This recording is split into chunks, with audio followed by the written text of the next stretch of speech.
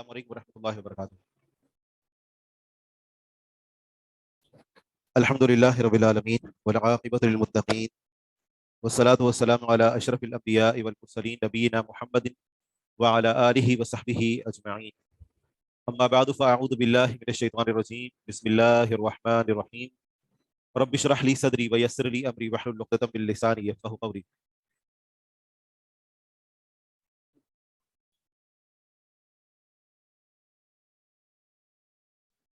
باب ہے استخلاف الامام اذا غاب، اور حدیث کا نمبر ہے 793۔ استخلاف الامام، امام کا نائب بنانا، امام کا اپنی جگہ کسی اور کو مقرر کرنا، اذا غاب جب وہ موجود نہ ہو۔ جب امام موجود نہ ہو تو اپنی عدم موجودگی میں وہ کسی کو اپنا نائب مقرر کر کے جائے۔ عن سہل بن سعد قال عن سہل بن سعد کان قتال بین بنی عمرو بن عوف۔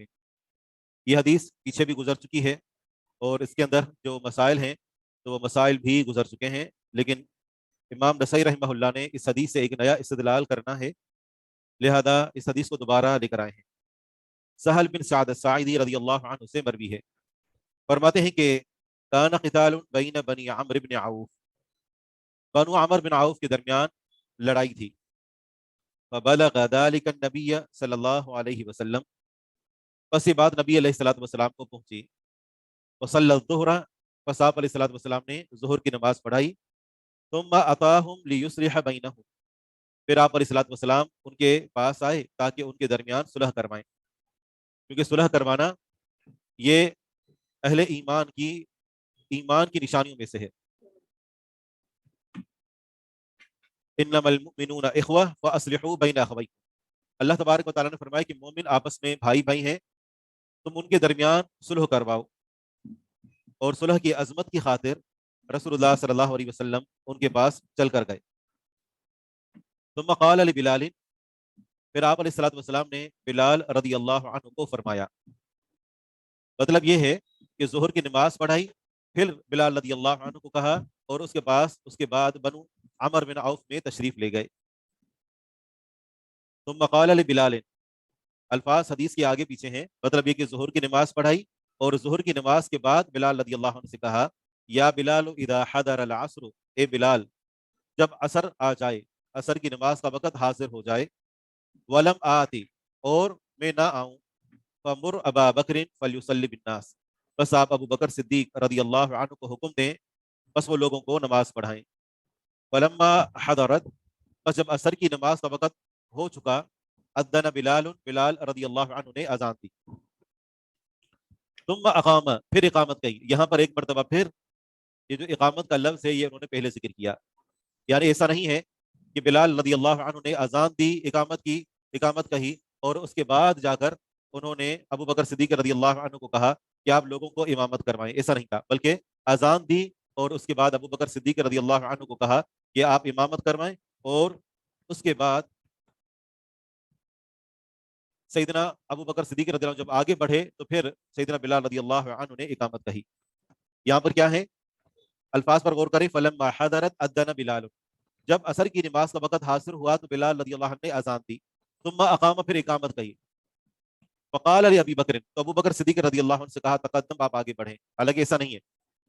اقامت اس وقت کہی جاتی ہے کہ جب امام نماز پڑھانے کے لیے آگے بڑھ رہا ہو، تو یہاں پر بھی الفاظ آگے پیچھے، یعنی اس حدیث میں ایک مرتبہ پیچھے الفاظ اس میں تقدیم اور تاخیر ہے اور ایک مرتبہ یہاں، تو بات سمجھ آ رہی ہے؟ فتقدم ابو بکر فدخل فی الصلاۃ، ابو بکر صدیق رضی اللہ عنہ آگے بڑھے، فدخل فی الصلاۃ، بس وہ نماز میں داخل ہوئے، یعنی نماز کا انہوں نے آغاز کر دیا۔ ثم جاء رسول اللہ صلی اللہ علیہ وسلم فجعل یشق الناس، پھر رسول اللہ صلی اللہ علیہ وسلم آئے، بس آپ شروع ہوئے یشق الناس، لوگوں کو چیرتے ہوئے، یعنی صف کے درمیان میں سے لوگوں کو ادھر ادھر کرتے ہوئے۔ تو کیا ایسا کرنا جائز ہے؟ اس کا ہم نے جب یہ حدیث پہلے پڑھی تھی تو وہاں پر ہم نے اس کا جواب دے دیا تھا۔ تو یہ ایسا کرنا صرف جو امام ہے نا، امام اس کے لیے لائق ہے کہ جب وقت کا جو امام ہے، جو حقیقی امام، تو اگر وہ اس صورتحال سے دو چار ہوتا ہے تو یا پھر وہ نماز پڑھانے کے لیے جب آگے بڑھتا ہے یا پھر یہ ہے کہ جو وقت کا حاکم ہے تو پھر یہ اس کے لیے گنجائش ہے. وجعل يشق الناس حتى قام خلف ابی بکر، بس آپ علیہ الصلوۃ والسلام شروع ہوئے لوگوں کو چیرتے ہوئے حتیٰ کہ ابو بکر صدیق رضی اللہ عنہ کے پیچھے کھڑے ہو گئے. وصفح القوم، اور قوم نے تالیاں بجانا شروع کر دی. وکان ابو بکر اذا دخل فی الصلاۃ لم یلتفت، ابو بکر صدیق رضی اللہ عنہ جب نماز میں داخل ہوتے تھے تو جھانکتے نہیں تھے، متوجہ نہیں ہوتے تھے، ادھر ادھر نہیں دیکھتے تھے. فلما رأى ابو بکر التسبیح لا یمسک عنہ، بس جب ابو بکر صدیق رضی اللہ عنہ نے دیکھا کہ تالیاں رک نہیں رہیں، التسبیح تالیاں، لا یمسک عنہ ان سے روکی نہیں جا رہی. پیچھے ہم نے لفظ پڑھا تھا تصفیق، اور اسی موقع پر ہم نے وضاحت کر دی تھی کہ اسی سے ملتا جلتا ہے لفظ تصفیح جو یہاں پر آ گیا ہے. دونوں میں کیا فرق ہے؟ تصویر جو آپ نے بتایا تھا وہ تھا کہ ایک ہاتھ مطلب دونوں اندرونی ہاتھ کو مطلب ایک دوسرے سے ملا. صحیح. اگر ہتھیلی کے دونوں اندرونی حصوں کو آپس میں ٹکرایا جائے تو وہ تصفیح کہلاتی ہے، اور اگر اندرونی حصے کو بیرونی حصے پر مارا جائے تو وہ تصفیح کہلاتی ہے.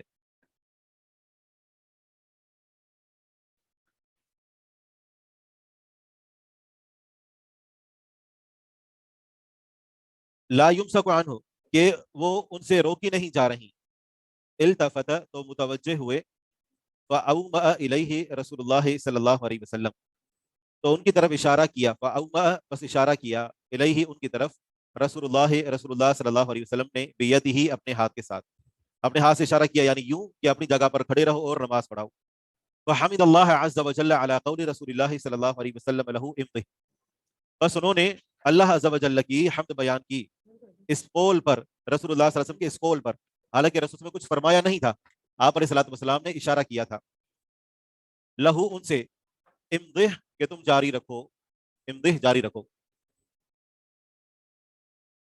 تو انہوں نے رسول اللہ صلی اللہ علیہ وسلم کے قول کو فعل قرار دیا. ثم مشى ابو بکر القہقرہ، پھر ابو بکر صدیق رضی اللہ عنہ چلے القہقرہ الٹے پاؤں. حدیث کا نمبر ہے 793. ابو بکر صدیق رضی اللہ عنہ الٹے پاؤں، یعنی جماعت کی طرف رخ کر کے، منہ کر کے پیچھے واپس نہیں آئے، بلکہ ان کا رخ قبلے کی طرف ہی تھا اور الٹے پاؤں واپس پلٹے. علی عقبیہ، ثم مشى ابو بکر، پھر چلے ابو بکر صدیق رضی اللہ عنہ القہقرہ الٹے پاؤں، علی عقبیہ اپنی ایڑیوں کی بل، فتأخر بس وہ پیچھے ہٹ گئے. فلما رأى ذلك رسول اللہ صلی اللہ علیہ وسلم تقدم، بس جب یہ رسول اللہ صلی اللہ علیہ وسلم نے دیکھا تو آپ آگے بڑھے.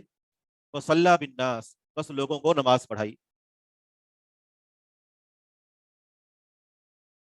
حدیث میں ہے کہ فحمد اللہ عز وجل علی قول رسول اللہ صلی اللہ علیہ وسلم له امضِ، ابو بکر صدیق رضی اللہ عنہ نے اللہ عز وجل کی حمد بیان کی رسول اللہ صلی اللہ علیہ وسلم کے اس قول پر کہ امضِ، آپ نماز کو جاری رکھیں.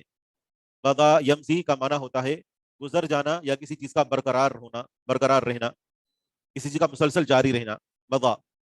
اور اسی سے امر کا صیغہ ہے امضِ. آپ تصور یوں کریں کہ ابو بکر صدیق رضی اللہ عنہ آگے نماز پڑھا رہے ہیں اور پیچھے جو پہلی صف ہے رسول اللہ صلی اللہ علیہ وسلم پہلی صف کے اندر آ کر کھڑے ہو گئے. جب لوگوں نے تالیاں بجائیں تو ابو بکر صدیق رضی اللہ عنہ متوجہ ہوئے کہ آخر مسئلہ کیا ہے، تو ان کی رسول اللہ صلی اللہ علیہ وسلم پر نظر پڑی. جب نظر پڑی تو انہوں نے اپنے آپ کو پیچھے ہٹانا شروع کر دیا. تو رسول اللہ صلی اللہ علیہ وسلم نماز کے دوران ہی یا نماز کے علاوہ اس کو یوں اشارہ کیا، یعنی کہ آپ اپنی جگہ پر رہیں، اس سے ملتا جلتا یوں اشارہ. تو ابو بکر صدیق رضی اللہ عنہ نے رسول اللہ صلی اللہ علیہ وسلم کا جو اشارہ تھا ہاتھ سے کہ تم اپنی جگہ پر رہو، اس کو راوی نے بیان کیا ہے کہ آپ علیہ الصلوۃ والسلام نے گویا کہ یوں اشارہ کر کے ان کو کہا امضِ، نماز کو جاری رکھو. تو ابو بکر صدیق رضی اللہ عنہ نماز کے دوران ہی تھے، انہوں نے ہاتھ اٹھائے، اللہ تعالیٰ کی حمد بیان کی اور اپنے الٹے پاؤں پیچھے چلتے ہوئے آگے یعنی پیچھے کی طرف آ گئے اور رسول اللہ صلی اللہ علیہ وسلم آگے کی طرف بڑھے. جب رسول اللہ صلی اللہ علیہ وسلم نے دیکھا تقدم، تو آپ آگے بڑھے، فصلی بالناس، بس لوگوں کو نماز پڑھائی. فلما قضى صلاته، بس جب آپ علیہ الصلوۃ والسلام نے اپنی نماز کو پورا کیا، قال یا ابا بکر، تو فرمایا، نماز پوری کی، سلام پھیرا اور اس کے بعد ابو بکر صدیق رضی اللہ عنہ کو فرمایا کہ اے ابو بکر ما منعک، تمہیں کس چیز نے روکا، اذ اومأت الیک، جب میں نے تمہاری طرف اشارہ کیا، جب میں نے تمہاری طرف اشارہ کیا، اللہ تکون مضیت، یہ کہ تم نے کیوں نہ جاری رکھا، یہ کہ نماز کو تم نے جاری کیوں نہ رکھا، تم امامت کیوں نہ کرواتے رہے. فقال، تو ابو بکر صدیق رضی اللہ عنہ نے فرمایا، لم یکن لابن ابی قحافہ، نہیں ہے ابن ابی قحافہ کے لائق، اپنے بارے میں کہا ابو قحافہ کے بیٹے کے لائق نہیں ہے، این یا رسول اللہ، یہ کہ رسول اللہ صلی اللہ علیہ وسلم کو وہ امامت کروائیں. یہاں تک بات پوری ہوئی ابو بکر صدیق رضی اللہ عنہ کی. وقال، اور فرمایا، یعنی رسول اللہ صلی اللہ علیہ وسلم نے للناس سے لوگوں کے لیے، اذا نابکم شیء، جب تمہیں کوئی چیز پہنچے نماز کے اندر، ضروری کہ کوئی بھول نہ ہو، امام کو کسی بھی کام کے لیے اگر متوجہ کرنا ہو تو فلیسبح الرجال، چاہیے کہ مرد تسبیح بیان کریں، سبحان اللہ کہیں، ولیسبح النساء، اور چاہیے کہ عورتیں تالی بجائیں. نماز کے اندر دعا کر سکتے ہیں. نماز کے اندر دعا کرنا، آپ علیہ الصلوۃ والسلام نے جب صحابی کو دیکھا، ایک دیہاتی صحابی تھا، نماز پڑھنے کے لیے جب آیا تھا تو اس نے جو ہے وہ نماز کے اندر اللہ تعالیٰ کی حمد اور ثنا بیان کی، تو پھر جو ہے وہ لوگوں نے ان کو دیکھنا شروع کر دیا، تو انہوں نے نماز کے دوران ہی بولنا شروع کر دیا کہ تم مجھے گھور کر کیوں دیکھ رہے ہو. صحیح ہے. تو آپ علیہ الصلوۃ والسلام نے نماز کے بعد صحابی کو فرمایا تھا کہ نماز تسبیح ہے، تحمید ہے، تکبیر ہے. تو نماز کے دوران انہوں نے جو ہاتھوں کو اٹھایا تھا تو انہوں نے اللہ سبحانہ و تعالیٰ کی حمد بیان کی تھی. تو دوران قیام نماز کے دوران جب انسان کھڑا ہو، اس دوران اگر کوئی انسان اللہ سبحانہ و تعالیٰ سے تلاوت کے دوران دعا کرتا ہے، جنت کا سوال کرتا ہے، یا جہنم سے پناہ طلب کرتا ہے، یا حمد بیان کرتا ہے، ٹھیک ہے، جیسے سبح اسم ربک الاعلی، تو پھر کہا جاتا ہے نا سبحان ربی الاعلی، امام کہتا ہے، تو امام کے لیے یہ جائز ہے. ٹھیک ہے. تو آپ علیہ الصلوۃ والسلام بھی جب کبھی نماز پڑھایا کرتے تھے تو اس کے بعد اگر نماز میں تلاوت کے دوران اگر کوئی ایسی آیت آتی جس میں جنت کا تذکرہ ہوتا تو آپ علیہ الصلوۃ والسلام وہاں ٹھہر کر جنت کا سوال کرتے، اور اگر جہنم سے پناہ طلب کرنے کی جہنم کا تذکرہ ہوتا تو دعا کرتے اور تلاوت کو روک دیتے اور جہنم سے پناہ طلب کیا کرتے تھے. یہ نفل نماز نہیں تھی، یہ فرض نماز تھی، عصر کی نماز کا واقعہ ہے جیسا کہ اوپر گزر چکا. امام کر سکتا ہے، جی ہاں، کیونکہ جتنے بھی ہمارے پاس ادلہ وارد ہوئے ہیں نا، جیسے علیہ اللہ بحکم الحاکمین، اور اس کے علاوہ جو دیگر بہرحال کچھ روایات کے اندر ان میں کلام بھی ہے، لیکن استدلال کیا جا سکتا ہے اور وہ صرف امام کے لیے ہے. یعنی صرف امام یہ سبح اسم ربک الاعلی کے بعد، اور اس کے علاوہ قرآن کریم کی جو دیگر آیات ہیں تو وہاں پر آپ علیہ الصلوۃ والسلام سے امامت کے دوران ثابت ہے. انفرادی نماز پڑھ رہے ہوں تب نہیں، تب تو بلاولا کریں گے. انفرادی نماز پڑھیں گے تو انفرادی نماز آپ نفل نماز پڑھیں گے، ٹھیک ہے نا، نفل نماز انفرادی ہوتی ہے عموماً. یا پھر یہ کہ جب آپ اکیلے فرض نماز پڑھ رہے ہوں تو اس صورت میں بھی کی جا سکتی ہے.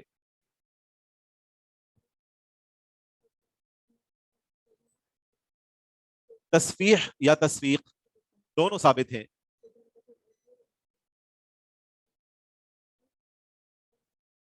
ان کو کیسے پتا چلا؟ دوران نماز اگر کوئی انہونی حرکت ہونے لگے تو انسان جو ہے وہ ایسا نہیں ہے کہ مکمل طور پر غافل ہوتا ہے، بلکہ انسان خبردار رہتا ہے کہ ایک جو انہونا کام ہو رہا ہے تو آخر اس کے پیچھے وجہ کیا ہے. اور پھر یہ ہے کہ دوران نماز اگر اس طریقے سے ہو کہ آپ علیہ الصلوۃ والسلام آئے ہوں، اور صحابہ کرام کا جو انداز ہے وہ خود ہی بتا سکتا ہے کہ صحابہ کرام رسول اللہ صلی اللہ علیہ وسلم کو متوجہ کرنا چاہتے تھے. اور پھر یہ کہ دوران نماز گردن کو موڑے بغیر اگر ضرورت ہو، انسان کو ضرورت پیش آ جائے، چاہے وہ فرض نماز ہو یا نفل نماز ہو، اگر ضرورت پیش آ جائے تو انسان گردن کو موڑے بغیر آنکھ کے کونے سے دیکھ سکتا ہے کہ پیچھے کیا ہو رہا ہے. اور یہ یعنی اچھی خاصی یہ ڈگری بن جاتی ہے کہ انسان جو اپنے پیچھے دیکھ سکتا ہے.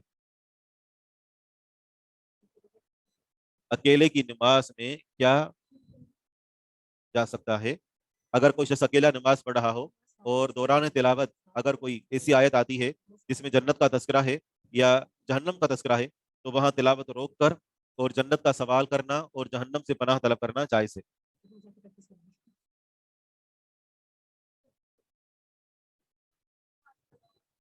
بائک میں بولیے. شیخ یہ دعا صرف اس وقت کر سکتے ہیں جب انسان اکیلے نماز پڑھا ہو؟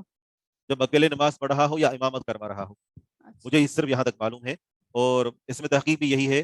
اور اسی طرح آپ علیہ الصلوۃ والسلام سے بھی جن باتوں میں یعنی جن احادیث میں اس کا تذکرہ ملتا ہے تو صرف آپ علیہ الصلوۃ والسلام سے ہی ملتا ہے جب آپ امامت کروا رہے ہوتے تھے. باقی صحابہ کرام سے یہ نہیں ملتا کہ اس موقع پر صحابہ کرام بھی یہ دعا کیا کرتے تھے.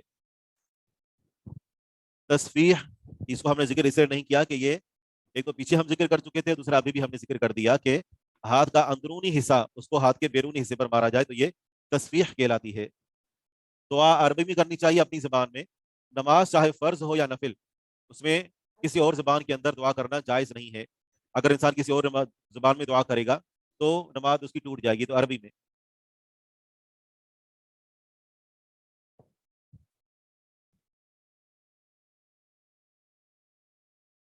اگر نماز میں نظر ادھر ادھر چلی جائے تو اسے نماز نہیں ٹوٹتی۔ اتنی تو عربی نہیں آتی تو یہ لازمی نہیں ہے، ٹھیک ہے نا، اگر اتنی عربی نہیں آتی تو پھر لازمی نہیں ہے۔ اتنا تو بندہ کہہ سکتا ہے نا، اللہم انی اسألک الجنہ، اللہم انی اعوذ بک من النار، جتنی ثابت ہے اتنی تو کہہ سکتا ہے۔ یا پھر کہ آخری تشہد میں سلام پھیرنے سے پہلے اس موقع پر جو دعائیں کی جاتی ہیں، اس لیے کہ اس کی کیا دلیل ہے کہ دوسری زبان میں، اس لیے کہ نماز صرف عربی زبان میں پڑھنا فرض ہے، کسی اور زبان میں نماز پڑھنا جائز ہی نہیں ہے، اس پر اجماع ہے۔ اگر پتہ نہیں تھا تو ظاہری بات ہے کہ عمل کرنے کے لیے یہ بات تھوڑی سی سخت ہے، لیکن عمل کرنے کے لیے ہمیں علم کا ہونا ضروری ہے۔ بغیر علم کے عمل کرنا یہ نصارہ کا طرز عمل ہے، ٹھیک ہے نا۔ افسوسناک معاملہ یہ ہے کہ ابھی تو الحمدللہ آپ کو معلوم ہوا اور آپ جو ہے وہ اس حوالے سے خبردار ہو جائیں، لیکن ہمارے مسلمانوں کی اکثریت ایسی ہے کہ وہ اپنے آپ کو ہر چیز کا سمجھدار سمجھتے ہیں، یعنی ہم کو ہر جس مسئلے کا علم ہو، اور ان کو جو ہے وہ معلوم نہیں ہوتا، مسائل معلوم نہیں ہوتے، تو اس وجہ سے وہ بہت سارے مسائل میں لا علمی کی وجہ سے جو ان عمل کو برباد کرنے کا وہ سبب بن جاتے ہیں۔ کبھی کبھی انسان اپنے لیے کوئی خاص دعا کرنا چاہتا ہے، پھر وہ عربی میں نہیں کر سکتا، صحیح ہے تو پھر نماز کے بعد کریں، ٹھیک ہے نا۔ اگر اللہ سبحانہ و تعالیٰ نے یہ بندے کو موقع عطا فرمایا کہ بندہ سجدہ کرتے ہوئے وہ اللہ سبحانہ و تعالیٰ کے سب سے زیادہ قریب ہوتا ہے، جب اس قدر بندے کو اللہ تعالیٰ کا قرب حاصل ہوتا ہے اور دعائیں قبول ہونے کے یعنی زیادہ امید، زیادہ چانسز ہوتے ہیں، تو اس صورت میں اس کو وہ زبان، عربی زبان میں وہ دعا یاد کر لینی چاہیے۔ اگر کبھی کبھار وہ اپنے لیے عربی زبان میں دعا جو کرنا چاہتا ہے وہ سیکھ لے کہ اس کو عربی زبان میں کیسے کہیں گے، ٹھیک ہے نا۔ آگے ہے الاہتمام بالامام، حدیث کا نمبر ہے 794۔ الاہتمام، اقتداء کرنا، بالامام، امام کی، امام کی اقتداء کرنا ضروری ہے۔ حدیث کے اندر مزید مسائل آئیں گے۔ عن انس رضی اللہ عنہ ان رسول اللہ صلی اللہ علیہ وسلم سقط من فرس على شقه الایمن، انس رضی اللہ عنہ سے مروی ہے، فرماتے ہیں کہ بے شک رسول اللہ صلی اللہ علیہ وسلم سقط، گر پڑے، من فرس، گھوڑے سے، على شقه الایمن، اپنے دائیں پہلو پر، آپ علیہ الصلوۃ والسلام گھوڑے پر سے گر پڑے اپنے دائیں پہلو پر۔ آپ اس سے اندازہ لگائیں کہ رسول اللہ صلی اللہ علیہ وسلم کو بھی گھڑ سواری کا شوق تھا، آپ علیہ الصلوۃ والسلام اس چیز کو پسند کیا کرتے تھے۔ پھر یہ ہے کہ آپ علیہ الصلوۃ والسلام کا گھوڑے سے گر پڑنا یہ دلیل ہے کہ انبیاء کرام کو بھی دنیاوی تکلیفیں پہنچتی ہیں، یعنی اگرچہ گھوڑا اللہ سبحانہ و تعالیٰ نے یعنی جو جانور ہوتے ہیں، چرند پرند ہوتے ہیں، ان کو یہ الہام کیا ہوا ہوتا ہے کہ وہ عموماً انبیاء و رسول کو پہچانتے ہیں، لیکن اس کے باوجود یعنی جب ایک جانور پر، ایک حیوان پر اس کی حیوانیت غالب آ جاتی ہے تو وہ بس اوقات نبی کو بھی یوں ایذا دینے کا سبب بن جایا کرتا ہے۔ دائیں پہلو پر مطلب جو رائٹ سائڈ ہوتی ہے نا اس پر،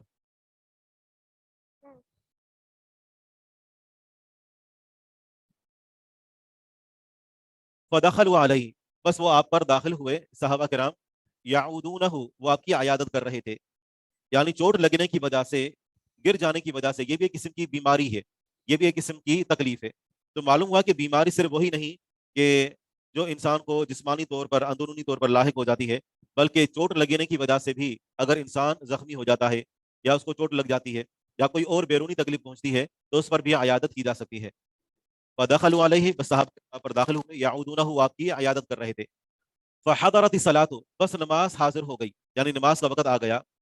فلما قضى الصلاۃ، بس جب آپ علیہ الصلوۃ والسلام نے نماز کو پورا کیا، قال، فرمایا، انما جعل الامام لیؤتم به، انما، یہ کلمہ حصر ہے، کلمہ حصر یعنی بات کو اگلی بات کے اندر محدود کر دینا۔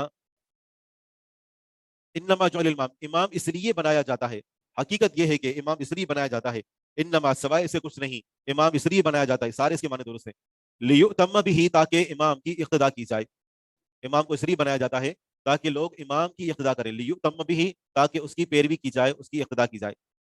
فَإِذَا رَكَعَ فَارْكَعُوا، بس جب وہ رکوع کرے تو تم رکوع کرو۔ وَإِذَا رَفَعَ فَارْفَعُوا، اور جب اٹھے بس تم اٹھو، جب وہ یعنی سر رکوع سے بلند کرے تو تم سر بلند کرو۔ وَإِذَا سَجَدَ فَاسْجُدُوا، اور جب وہ سجدہ کرے بس تم سجدہ کرو۔ یہاں پر یہ جو لفظ استعمال ہوا ہے فَإِذَا رَكَعَ فَارْكَعُوا وَإِذَا رَفَعَ فَارْفَعُوا وَإِذَا سَجَدَ فَاسْجُدُوا، یہ جو فا ہے، یہ جو فا ہے، اس کے علاوہ ایک اور لفظ استعمال ہوتا ہے اور وہ ہے ثم۔ فا اور ثم، ان دونوں کے استعمال میں فرق ہے۔ فا اور ثم، یہ جو ثم ہوتا ہے نا، یہ دلالت کرتا ہے کہ یہ کام پہلے کے بعد ہوا، اسی ترتیب سے ہوا، لیکن کچھ عرصے بعد ہوا۔ جبکہ یہ جو فا ہوتا ہے یہ دلالت کرتا ہے کہ یہ کام اس پہلے کام کے بعد ہوا، اور پھر یہ کہ یہ کام اس کے بعد ہونے کے ساتھ ساتھ فوراً متصل ہوا۔ اب یہاں پر بھی دیکھیں کہ امام اور مأموم، یعنی امام اور مقتدی، ان دونوں کا ایک رکن سے دوسرے رکن میں جانا، ان دونوں کے درمیان بہت زیادہ فاصلہ نہیں ہونا چاہیے، نہ تو بہت زیادہ فاصلہ ہو، نہ مقتدی امام سے آگے بڑھا ہوا ہو، نہ ساتھ ساتھ چل رہا ہو، بلکہ امام کے ایک رکن سے دوسرے رکن میں داخل ہونے کے بعد، یا جب وہ داخل ہونا شروع کرے تو پھر اس کے بعد مقتدی اس رکن کے اندر داخل ہوگا۔ مثلا امام کھڑا ہے اور اللہ اکبر کہہ کر جیسے رکوع کے اندر چلا گیا تو مقتدی فوراً رکوع کے اندر چلا جائے، یہ طریقہ کار ہے، یہ سب سے بہتر ہے۔ دوسرا طریقہ یہ ہے کہ امام جب اللہ اکبر کہہ کر رکوع کے اندر جانا شروع کرے تو اس کے ساتھ ہی جو ہے وہ جو مقتدی ہیں وہ بھی حرکت کرنا شروع کر دے، لیکن امام سے آگے نہیں، اتنا یعنی پیچھے ہو کہ امام جب رکوع کے اندر پہنچ جائے تو پھر مقتدی بھی رکوع کے اندر پہنچ جائیں، اور اسی طرح سارے ارکان، یعنی امام کے برابر نہیں ہونا چاہیے، یا تو امام اس رکن کے اندر پورا داخل ہو جائے پھر مقتدی حرکت کرنا شروع کر دے، یا امام نے جب حرکت کرنا شروع کر دی ہو، یوں سمجھے کہ ایک امام جو ہے وہ 2 سیکنڈ کے اندر قیام سے رکوع میں جاتا ہے، جب 1 سیکنڈ گزر چکا ہو تو پھر اس کے بعد مقتدی حرکت کرنا شروع کر دے، یعنی امام کا رکن جانے میں، ایک رکن سے دوسرے رکن میں جانے میں ابھی وہ آدھا رکن اس کا یعنی ہو چکا ہو اور آدھے رکن کے اندر داخل ہو چکا ہو، ابھی اس میں پوری طرح جو ہے وہ داخل نہ ہوا، تو پھر اس کے بعد مقتدی حرکت کرنا شروع کر دے، تاکہ جب وہ حرکت کرنا شروع کر دے اور جب مقتدی بھی درمیان میں آئے گا تب تک امام پورا رکوع کے اندر داخل ہو چکا ہوگا۔ تو یہ 2 طریقے صحیح ہیں، باقی مقتدی کا امام سے آگے بڑھنا یا مقتدی کا امام کے بالکل برابر چلنا درست نہیں ہے۔ وَإِذَا قَالَ سَمِعَ اللَّهُ لِمَنْ حَمِدَهُ فَقُولُوا رَبَّنَا لَكَ الْحَمْدُ، اور جب کہے سَمِعَ اللَّهُ لِمَنْ حَمِدَهُ تو تم کہو ربنا لک الحمد یا ربنا ولک الحمد، مختلف الفاظ ہیں۔ عورتوں کو تو امام نہیں نظر آ رہا ہوتا تو وہ کیسے کریں؟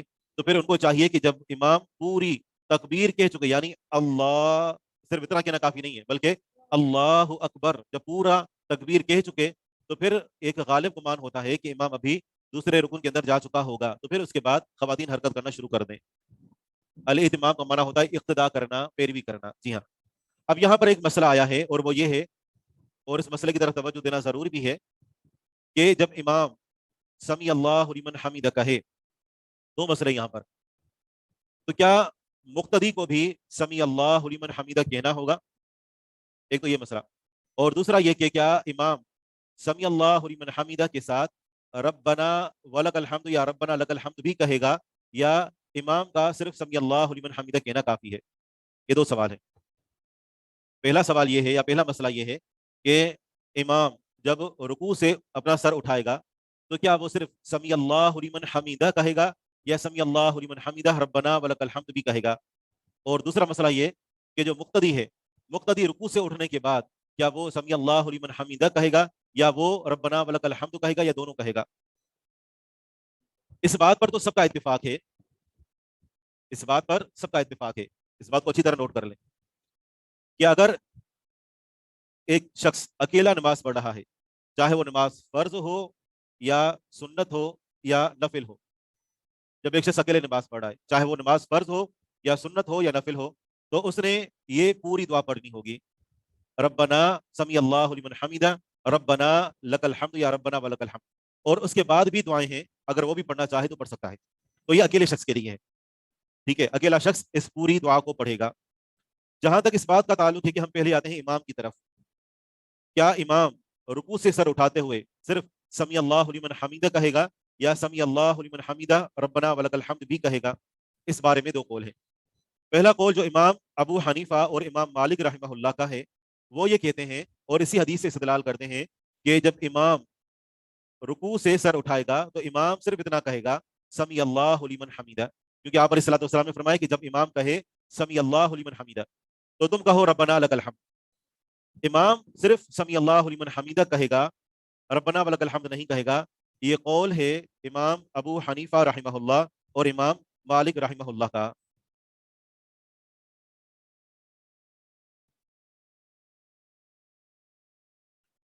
ٹھیک ہے، اور دوسرا قول ہے وہ ظاہری بات ہے کہ ان کے مد مقابل جو دیگر دو امام ہیں، امام احمد بن حنبل اور امام شافعی رحمہ اللہ، اور اس کے علاوہ امام ابو حنیفہ رحمہ اللہ کے جو دو شاگرد ہیں، امام محمد اور امام ابو یوسف، ان کا کہنا یہ ہے کہ امام سمی اللہ لمن حمیدہ کے ساتھ ربنا لک الحمد یا ربنا ولک الحمد بھی کہے گا۔ کیا ان کے پاس کوئی دلیل ہے؟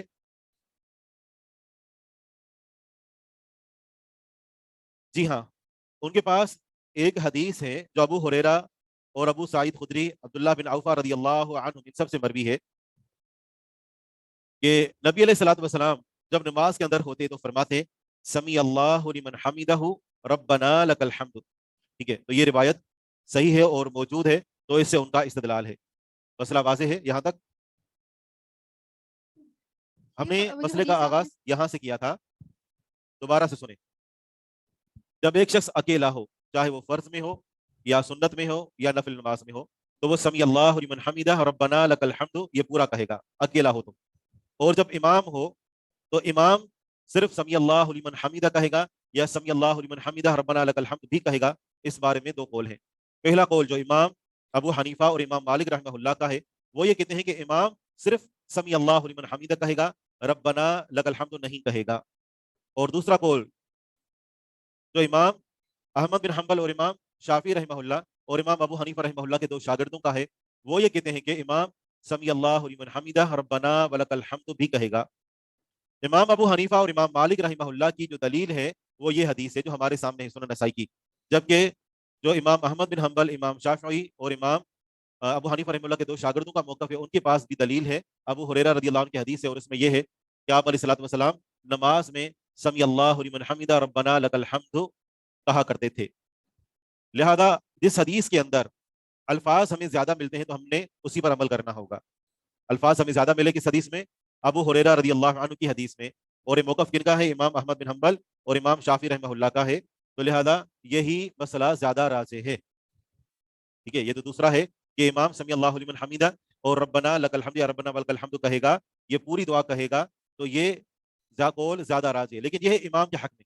ٹھیک ہے، اب آتے ہیں مقتدی کی طرف۔ کیا مقتدی سمی اللہ لمن حمیدہ بھی کہے گا یا صرف ربنا ولک الحمد کہے گا؟ اس بارے میں آگے پھر دو قول ہیں۔ ٹھیک ہے، مقتدی کیا صرف سمی اللہ ربنا ولک الحمد کہے گا یا اس کے لیے سمی اللہ لمن حمیدہ بھی کہنا ضروری ہے؟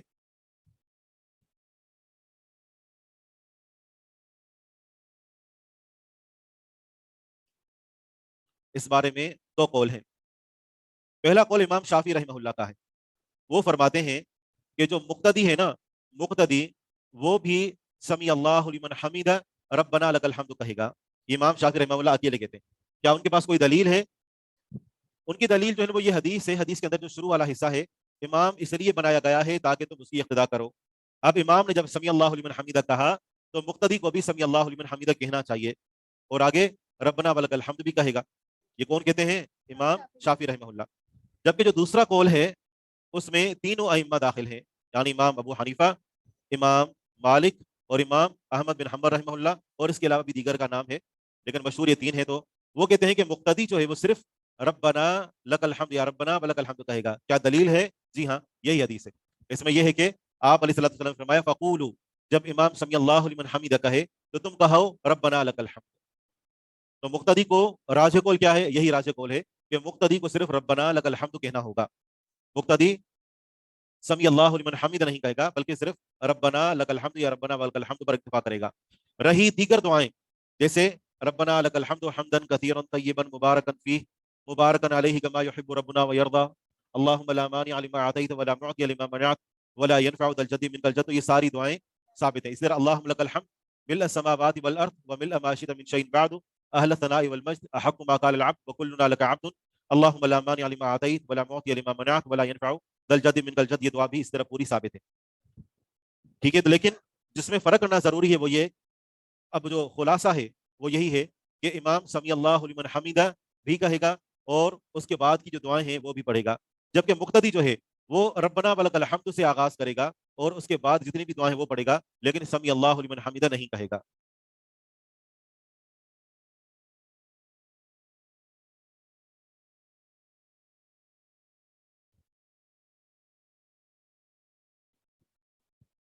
مقیم پہ کیا زیادہ دعائیں کی جا سکتی ہیں؟ یہ آپ دعاؤں کی کتابوں میں دیکھیں، میرے پڑھنے کا کیا فائدہ ہوگا اس طریقے سے، اور میں نے پڑھ بھی دی۔ مقتدی سمی اللہ کیوں نہیں پڑھے گا؟ کیونکہ یہ آپ علیہ الصلوۃ والسلام کا حکم ہے کہ جب امام سمی اللہ لمن حمیدہ کہے تو پھر تم ربنا لک الحمد کہو، یہ مقتدیوں سے فرمایا، یہ نہیں کہا کہ تم بھی سمی اللہ لمن حمیدہ کہو، بلکہ فرمایا قولوا ربنا لک الحمد، یہ فرمایا کہ تم یہ کہو۔ امام کا راجح قول امام شافعی والا ہے، جی ہاں، جو ہم نے کہا کہ اس کو پوری دعا پڑھنی ہوگی، امام شافعی اور امام احمد بن حنبل اور امام ابو حنیفہ رحمہ اللہ کے دونوں شاگردوں کا قول ہے۔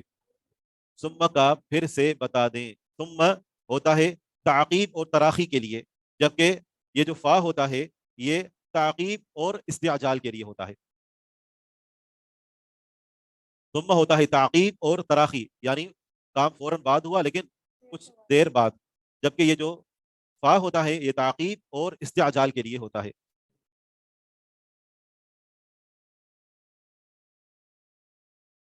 ٹھیک ہے، ایک حدیث میں ہم نے کافی ٹائم لگا دیا، آگے بڑھتے ہیں۔ الاتمام بمن یأتم بالامام، الاتمام ابھی ہم نے پڑھا، اس کا معنی ہے پیروی کرنا، اقتداء کرنا، بمن اس کی، یأتم بالامام جو امام کی اقتداء کر رہا ہے، جو امام کی اقتداء کر رہا ہے اس کی اقتداء کرنا، یعنی ایک شخص امامت کروا رہا ہے اور دوسرا امام کے پیچھے کھڑا ہے، وہ امام کی اقتداء کر رہا ہے، امام کی پیروی کر رہا ہے، جسے پہلی صف کے افراد ہوتے ہیں، تو جو دوسری صف میں کھڑے ہوتے ہیں تو ان کی نظر براہ راست امام پر نہیں پڑتی، بلکہ وہ پہلی صف کے مقتدیوں کو دیکھ رہے ہوتے ہیں، تو ان کا ان مقتدیوں کی اقتداء کرنا، ان مقتدیوں کی حرکت کو دیکھ کر حرکت میں آنا اور مقتدیوں کی آمین کے بعد آمین کہنا، ٹھیک ہے نا، ایسا کرنا درست ہے۔ عن ابی سعید الخدری، حدیث کا نمبر ہے 795، ابو سعید خدری رضی اللہ عنہ سے مروی ہے، ان نبی صلی اللہ علیہ وسلم رأى فی اصحابہ تأخرا، بے شک نبی صلی اللہ علیہ وسلم نے دیکھا اپنے صحابہ میں تأخرا پیچھے رہنا، پیچھے رہنا یعنی جب نماز فرض نماز کھڑی ہو جاتی ہے یا فرض نماز کھڑی ہونے کے قریب ہوتی ہے تو کبار صحابہ کرام یا بڑے بڑے صحابہ کرام جو دیکھا کہ وہ عام طور پر پیچھے کھڑے ہوتے ہیں، اگلی صف کا زیادہ اہتمام کے ساتھ، یعنی وہ اس کے اوپر توجہ نہیں دیتے، تو یہ طرز عمل آپ علیہ الصلوۃ والسلام دیکھا تو آپ کو پسند نہ آیا کہ نماز کے لیے تو آگے بڑھنا چاہیے، اور آج کل ہماری بھی کچھ یہی صورتحال ہوتی ہے کہ امام ابھی کھڑا نہیں ہوا ہوتا، مقتدی نماز پڑھنے کے لیے آتے ہیں تو دوسری تیسری چوتھی صف کے اندر کھڑے ہو جاتے ہیں، حالانکہ ہونا ہی چاہیے کہ جب آپ نماز کے لیے آئے ہیں تو کوشش کریں کہ پہلی صف کے اندر جگہ خالی ہے تو آپ پہلی صف میں آ جائیں، پہلے کھڑے ہوں بیٹھیں، جیسے ہمارے ہاں ہوتا ہے کہ نماز اذان مغرب کے بعد فوراً نماز کھڑی ہو جاتی ہے، تو آپ کوشش کریں کہ جب آپ نماز پڑھنے کے لیے گئے ہیں تو پیچھے کھڑے ہونے کے بجائے آپ پہلی صف کے اندر آ کر کھڑے ہو جائیں، یہ طرز عمل ہونا چاہیے۔ آپ علیہ الصلوۃ والسلام دیکھا کہ صحابہ کرام پیچھے پیچھے رہ رہے ہیں تو فرمایا تقدموا، تم آگے بڑھو، واتموا بھی، بس تم میری پیروی کرو، میری اقتداء کرو، ولیأتم بکم من بعدکم، اور چاہیے کہ اقتداء کریں تمہاری وہ جو تمہارے بعد ہیں، ولیأتم اور چاہیے کہ پیروی کریں، بکم تمہاری، من بعدکم جو تمہارے بعد ہیں، تمہارے بعد کون ہیں؟ جی، جو صف میں ہے، اس کے دو معنی ہیں، جو تمہارے بعد ہیں اس کے دو معنی ہیں، تمہارے بعد مطلب جو تمہارے بعد صف میں ہے، یا تمہارے بعد ہیں مطلب تمہارے بعد تابعین، ٹھیک ہے، تمہارے بعد تم میری اقتداء کرو، میرے چلے جانے کے بعد جو بعد میں لوگ آئیں گے، جو تمہارے بعد آئیں گے وہ تمہاری پیروی کریں گے، یہ دوسرا معنی بھی ہو سکتا ہے۔ آگے بڑی جو ہے وہ سخت بات بیان فرمائی، فرمایا کہ ولا یزال قوم یتأخرون، کوئی قوم ہمیشہ پیچھے رہتی ہے، ہمیشہ پیچھے رہتی ہے، نیکی کے کاموں میں ہمیشہ پیچھے رہتی ہے، نماز پڑھنے کے معاملے میں ہمیشہ پیچھے رہتی ہے، پیچھے آ کر کھڑی ہو جاتی ہے، پچھلی صفوں کے اندر آ کر شامل ہو جاتی ہے، اس کا ان کو نقصان یہ ہوگا حتی یؤخرہم اللہ عز وجل، یہاں تک کہ اللہ عز وجل ان کو پیچھے کر دے گا، کس چیز میں پیچھے کر دے گا؟ نمبر ایک اپنی رحمت سے، اللہ تبارک و تعالیٰ ان لوگوں کو اپنی رحمت کے اندر پہلے جگہ دے گا کہ جو پہلی صف کے اندر آتے ہیں، آگے آگے نیکی کے کاموں میں بڑھتے ہیں، اور جو پیچھے رہتے ہیں اللہ تعالیٰ ان کو اپنی رحمت سے پیچھے کر دے گا. اگر ان کو جگہ بھی ملی تو اللہ کی رحمت میں آخر میں جگہ ملے گی. اور دوسرا اس کا معنی ہی جنت، کہ جو نیکی کے کاموں میں نماز کے معاملے میں پیچھے پیچھے رہتے ہیں، اگر وہ جنت کے اندر داخل ہو بھی گئے تو پہلے وہ لوگ داخل ہوں گے کہ جو نمازوں میں آگے رہتے ہیں، پہلی صف کا اہتمام کرتے ہیں، نیکی کے کاموں میں سبقت لے جاتے ہیں. تو دوسرا معنی یہ ہے کہ وہ جنت میں اللہ سبحانہ و تعالیٰ ان کو پیچھے کر کے اور بعد میں ان کو داخل کرے گا. اسی طرح ہم یہ بھی کہہ سکتے ہیں، یہ بھی شراح نے لکھا ہے کہ اس سے مراد اللہ سبحانہ و تعالیٰ کا فضل، یعنی رحمت، جنت، فضل، یہ تین ہو گئے. چوتھے نمبر پر علم، علم کی اندر اللہ سبحانہ و تعالیٰ ان کو پیچھے کر دیتا ہے. ان کو جو علم کا جو مقام ہے تو وہ مقام ان کو نہیں مل پاتا، اگر ملتا بھی ہے تو ان پہلی صف کے اندر کھڑے ہونے والوں کے بعد. اور اسی طرح رفع المنزلہ، دنیا اور آخرت میں مقام کی بلندی. تو ان تمام چیزوں میں اگر ان میں سے کسی ایک چیز کے اندر بھی انسان پیچھے ہٹ جائے، کون سی چیزیں ہیں؟ رحمت، جنت، فضل، علم اور رفع المنزلہ، مقام کی بلندی. دنیا اور آخرت میں جو اللہ سبحانہ و تعالیٰ جن لوگوں کا مقام بلند کرتا ہے، دنیا میں جن کو اعلیٰ مقام عطا کرتا ہے، دنیا کے اندر جن کو عزت ملتی ہے، جن کو احترام ملتا ہے، جن سے لوگ محبت کرتے ہیں، جو اعلیٰ عہدوں پر آتے ہیں دین کے حوالے سے، تو یہ انہی لوگوں کا نصیب ہوتا ہے کہ جو نمازوں کے معاملے میں آگے آگے بڑھتے ہیں. اگر کوئی انسان، اگر آپ دیکھ رہے ہوں کہ وہ علم کے معاملے میں تو آگے ہے لیکن نمازوں کے معاملے میں پیچھے ہے، تو آپ سمجھ جائیں کہ یہ بندہ اس طریقے سے کامیاب نہیں ہے جس سے اس کو کامیاب ہونا چاہیے. یہ بندہ کوئی قدوہ، کوئی مثال نہیں ہے. ہاں، یہ علم کے اندر تو ٹھیک ہے لیکن یہ جو عملی طور پر پیچھے ہے، نمازوں میں پیچھے پیچھے رہتا ہے، پچھلی صفوں کے اندر آ کر کھڑا ہوتا ہے، پچھلی اس کی نمازوں کی اکثر رکعتیں رہ جاتی ہیں، نماز کو کوئی اہمیت نہیں دیتا، نماز کی جس کے نزدیک کوئی اہمیت نہیں ہے، تو پھر اس کا علم بھی یوں سمجھے کہ بس اوپر اوپر صحیح ہے.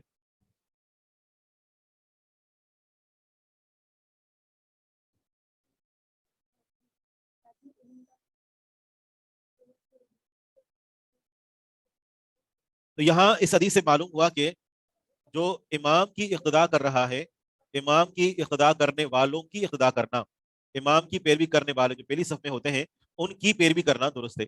جب ہم ان کو کسی رکن کے اندر جاتے ہوئے دیکھیں تو اس کے بعد ہم ان کے پیچھے پیچھے، جیسے ہمارے یہاں کبھی ایسا ہوتا ہے کہ آواز نہیں پہنچ رہی ہوتی، آپ خاص صبح جب لائٹ نہیں ہوتی تو ہم جب کسی رکن کے اندر منتقل ہوتے ہیں تو اپنے سے اگلی صف والوں کو دیکھ کر ہوتے ہیں. ہوتا یہ ہے کہ امام کے پیچھے جو صف ہوتی ہے نا، وہ تو امام کی پیروی کر رہی ہوتی ہے، لیکن اس کے بعد جو دوسری صف میں ہوتے ہیں وہ تھوڑا مزید لیٹ ہوتے ہیں. اگر یوں سمجھے کہ اگر 50-60 صفیں ہوں تو یوں ایسا بھی ممکن ہے کہ ادھر امام رکوع میں جائے اور رکوع سے اٹھ رہا ہو اور آخر میں جا کر وہ لوگ رکوع میں جا رہے ہیں، ایسا بھی ممکن ہے. تو یہاں پر ایک اس کا عذر ہے، ٹھیک ہے نا، جب تک وہ رکوع کے اندر جائیں، رکوع سے یعنی یوں سمجھے کہ وہ بڑی، جس طرح کہ رسی کو ہلاتے ہیں نا، رسی کو جب ہلاتے ہیں تو رسی کا آخری حصہ تب جا کر ہلتا ہے کہ جب پہلا حصہ بالکل پرسکون ہو چکا ہوتا ہے. دیکھا ہے نا آپ نے؟ تو اسی طریقے سے بس اوقات امام ممکن ہے کہ ایک رکن کے اندر جا چکا ہو، ٹھیک ہے نا، اور ہوتے ہوتے ہوتے ہوتے جس طریقے سے آخری صف جا کر رکوع کے اندر شامل ہو اور ادھر سے امام اس رکن سے اٹھنا شروع ہو جائے، پھر ہوتے ہوتے آخر میں جا کر جو آخری صف ہے وہ جا کر اس رکن سے اٹھے تو امام تب تک وہ چلا جا چکا ہو. اس کے اندر کوئی حرج کی بات نہیں ہے، ٹھیک ہے نا. یہ جو بعد والی صف ہے وہ اپنے سے پہلے صف کی اقتدا کرے گی. ممکن ہے کہ امام کی آواز نہ پہنچ رہی ہو اس صورت میں. پچھلی حدیث میں مقتدی کے لیے راجح قول کون سا ہے، تو یہ بات ہم نے کئی مرتبہ دہرا دی کہ مقتدی کے لیے راجح قول یہی ہے کہ وہ سمی اللہ لمن حمدہ نہیں کہے گا، ربنا ولک الحمد یا ربنا لک الحمد کہے گا. شیخ سوال پوچھنا تھا.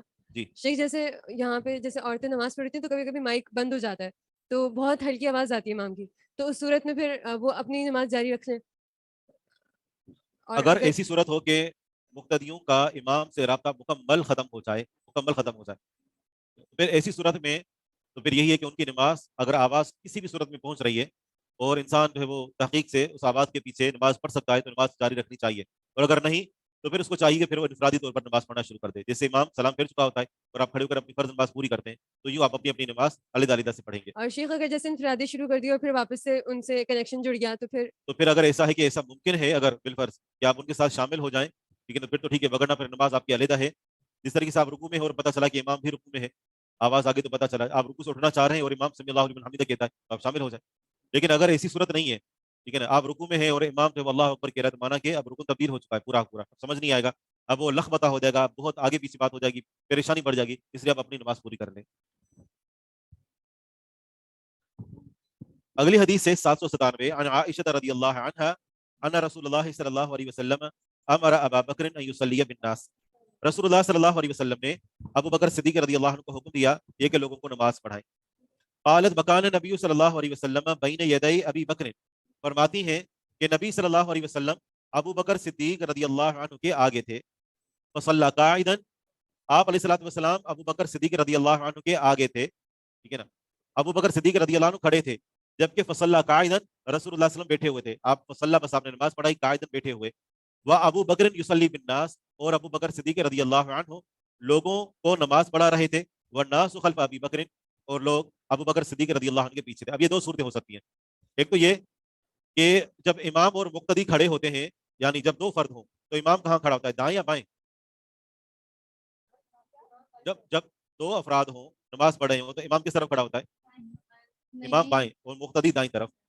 تو یہ ایسا بھی ممکن ہے کہ امام بیٹھا ہوا ہو اور مقتدی جو ہے وہ اس کے دائیں طرف کھڑا ہو، دونوں ساتھ ہوں، اور اس کے بعد جو پیچھے پوری جماعت ہے تو وہ اس مقتدی کو دیکھتے ہوئے ارکان بجا لے آئے. خاص طور پر جب وہ امام بیمار ہے، اس کی آواز کمزور ہے، تو اسی صورت میں ایک مقتدی امام کے ساتھ کھڑا ہو جائے. دوسری صورت یہ ہے کہ امام تھوڑا آگے ہو، ٹھیک ہے نا، اور مقتدی اس کے تھوڑا سا پیچھے، اور اس کے بعد پہلی صف شروع ہو جائے، ٹھیک ہے نا. یہ ایک الگ چیز ہے. حالانکہ اکیلے شخص کا امام کے پیچھے کھڑے ہونا جائز نہیں ہے، لیکن اس صورت میں جائز ہے کہ جیسے نبی صلی اللہ علیہ وسلم ابو بکر صدیق رضی اللہ عنہ کے سامنے تھے، یعنی ابو بکر صدیق رضی اللہ عنہ سے تھوڑا سا پیچھے تھے. شیخ دوسری جو آپ نے صورت بتائی وہ دہرا دیں گے، جب مقتدی پیچھے اکیلے کھڑا ہو سکتا ہے جس صورت میں جب امام بیمار ہو تو؟ اگر امام بیٹھ کر نماز پڑھا رہا ہے تو مقتدی امام کے ساتھ ہی کھڑا ہو جائے، ٹھیک ہے نا. اور اس صورت میں کہ جب امام بالخصوص جب حاکم وقت ہو، ٹھیک ہے نا، جب امیر ہو، کیونکہ نماز پھر اسی نے پڑھانی ہوتی ہے، تو پھر وہ نماز پڑھا رہا ہو، اگر وہ نماز کھڑے ہو کر پڑھا رہا ہے یا بیٹھ کر پڑھا رہا ہے یا جو بھی صورت ہے، تو مقتدی کا امام کے ساتھ کھڑے ہو کر نماز پڑھنا درست ہے، ٹھیک ہے نا. اس صورت میں جائز ہے. عموماً ہمارے ہاں کیا ہوتا ہے، امام اکیلا ہوتا ہے اور اس کے بعد سب شروع ہوتی ہے. لیکن اگر کسی عذر کی بنا پر، کسی عذر کیا ہو سکتا ہے، مثلا یہ کہ امام کی جو آواز ہے وہ مقتدیوں تک پہنچانی ہے، امام کے جو ارکان ہے وہ مقتدیوں کو دکھانے ہیں، تو ایسے میں مقتدیوں میں سے کسی ایک کے لیے جائز ہے کہ وہ امام کے ساتھ کھڑا ہو جائے. ایک عذر ہے. دوسرا عذر یہ بھی ہو سکتا ہے کہ مسجد کے اندر جگہ نہیں ہے، مقتدی داخل ہوا، اس نے دیکھا کوئی جگہ نہیں ہے، امام اکیلا کھڑا ہوا ہے، پوری صف اس نے پوری صف پر قبضہ کیا ہوا ہے، تو پھر کیا کرتا ہے کہ مقتدی آگے بڑھتا ہے اور امام کے ساتھ کھڑا ہو جاتا ہے. یہ بھی جائز ہے، ٹھیک ہے. تو امام کے ساتھ کھڑے ہو جانا دونوں صورتوں میں جائز ہے، ٹھیک ہے. صرف آپ اس کو اتنا سمجھیں، یہ کافی ہے انشاءاللہ. اگر مقتدی ایک سجدے میں ہو اور دوسرا آدمی آ جائے تو پہلا والا آدمی پیچھے کیسے آئے گا؟ تو ظاہری بات ہے سجدے سے اٹھ کر اور پھر ہی آئے گا. اب سجدے میں تو وہ پیچھے نہیں ہٹے گا، اتنا تو انتظار کر ہی سکتا ہے. ان سب صورتوں کی دلیل یہی حدیث ہے، امام کا مقتدی کے ساتھ کھڑا ہونا جائز ہے، ٹھیک ہے نا. اب ظاہری بات ہے کہ اس میں ایک ایک جزیات کو نہیں دیکھا جائے، اتنا ثابت ہو گیا نا، امام کے ساتھ مقتدی کھڑا ہو سکتا ہے، کافی ہے. شیخ ایک سوال ہے. جی. جیسے اگر جماعت ہو رہی ہو اور صف میں کچھ لوگ اپنی نماز پڑھنا شروع کر دیں اور ہمیں جو ہے وہ صف جوائن کرنی ہے اور آگے کچھ لوگ پڑھیں، تو ہم ان کو پیچھے کر کے یا ہٹا کے اب صف جوائن کر سکتے ہیں؟ اگر فتنے کا اندیشہ نہیں ہے تو آپ ان کو ہٹا سکتے ہیں. لیکن اگر ایسا بھی ہے کہ آپ نماز کے اندر شامل ہونا چاہتے ہیں، فرض نماز جیسے دوسری جماعت ہو رہی ہے، کچھ لوگ اپنی نماز سنتیں پڑھ رہے ہیں اور آپ کو جگہ نہیں ملتی کہ آپ ان مقتدیوں کے ساتھ کھڑے ہو جائیں، تو آپ تھوڑا فاصلے سے ہی آپ نماز پڑھنا شروع کر دیں، اسے بھی ٹھیک ہے. پھر یہ ہوگا کہ جیسے یہ مقتدی نماز پڑھ، یعنی یہ جو دوسرے اپنی سنتیں وغیرہ پڑھ رہے تھے، نماز پڑھ کر پیچھے چلے جائیں گے تو آپ پھر سے ان مقتدیوں کے ساتھ شامل ہو جائیں. یہ بھی جائز ہے. ایک صورت جب امام بیمار ہو، دوسری صورت کہ جب مسجد کے اندر جگہ نہ ہو. شیخ تو بہت سارے لوگ ایسے بھی ہوتے ہیں جن کو پتہ ہی نہیں ہوتی ہے بات کہ ہمیں صف کے اندر اپنی نماز جو ہے وہ شروع نہیں کرنی جب جماعت ہو رہی ہو، اور وہ ہٹتے نہیں ہیں وہاں سے، وہ بیٹھے ہی رہتے ہیں، تو پھر اس نماز کے بعد بھی اور اس طرح جماعت ہو رہی ہوتی ہے اس وقت. اصل میں پھر ان کو سوچنا چاہیے کہ جب جماعت ہو رہی ہے تو پہلی بات ہے کہ ان کو کھڑا ہی نہیں ہونا چاہیے، ان کو اندازہ ہونا چاہیے کہ جب دوسری جماعت ہو رہی ہے تو ہم کیسے یہاں پر سنتیں پڑھ رہے ہیں، مقتدی آ کر یہاں پر کھڑے ہو جائیں گے. تو یہ اصل میں سمجھداری کی باتیں ہوتی ہیں. جی. یہ کرسی کا پھر ایک الگ معرکۃ الآراء مسئلہ ہے، ٹھیک ہے. یہ کرسی پر نماز پڑھنے کا معاملہ. مکہ اور مدینہ میں ہمیشہ ایک شخص آواز پیچھے دیتا پہنچا رہا ہوتا ہے، ٹھیک ہے، مکبر سو کہتے ہیں، جائز ہے. ٹھیک ہے. سبحانک اللہم و بحمدک، اشہد ان لا الہ الا انت، استغفرک.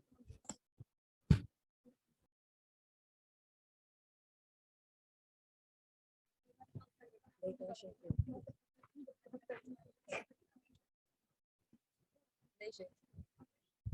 پڑھ لیں.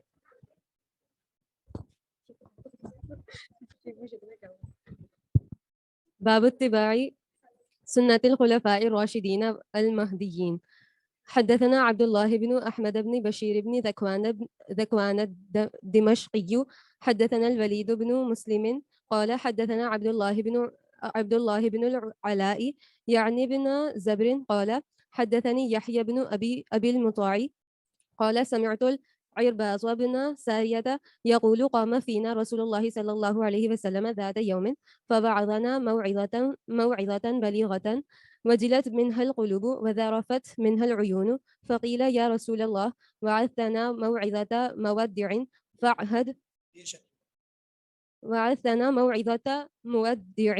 فعهد إلينا بعهد فقال عليكم بتقوى الله والسمع والطاعة وإن عبدا حبشيا وسترون من بعد اختلافا شديدا فعليكم بسنتي وسنة الخلفاء الراشدين المهديين عزوا عليها بالنواجذ وإياكم والأمور المحدثات فإن كل بدعة ضلالة.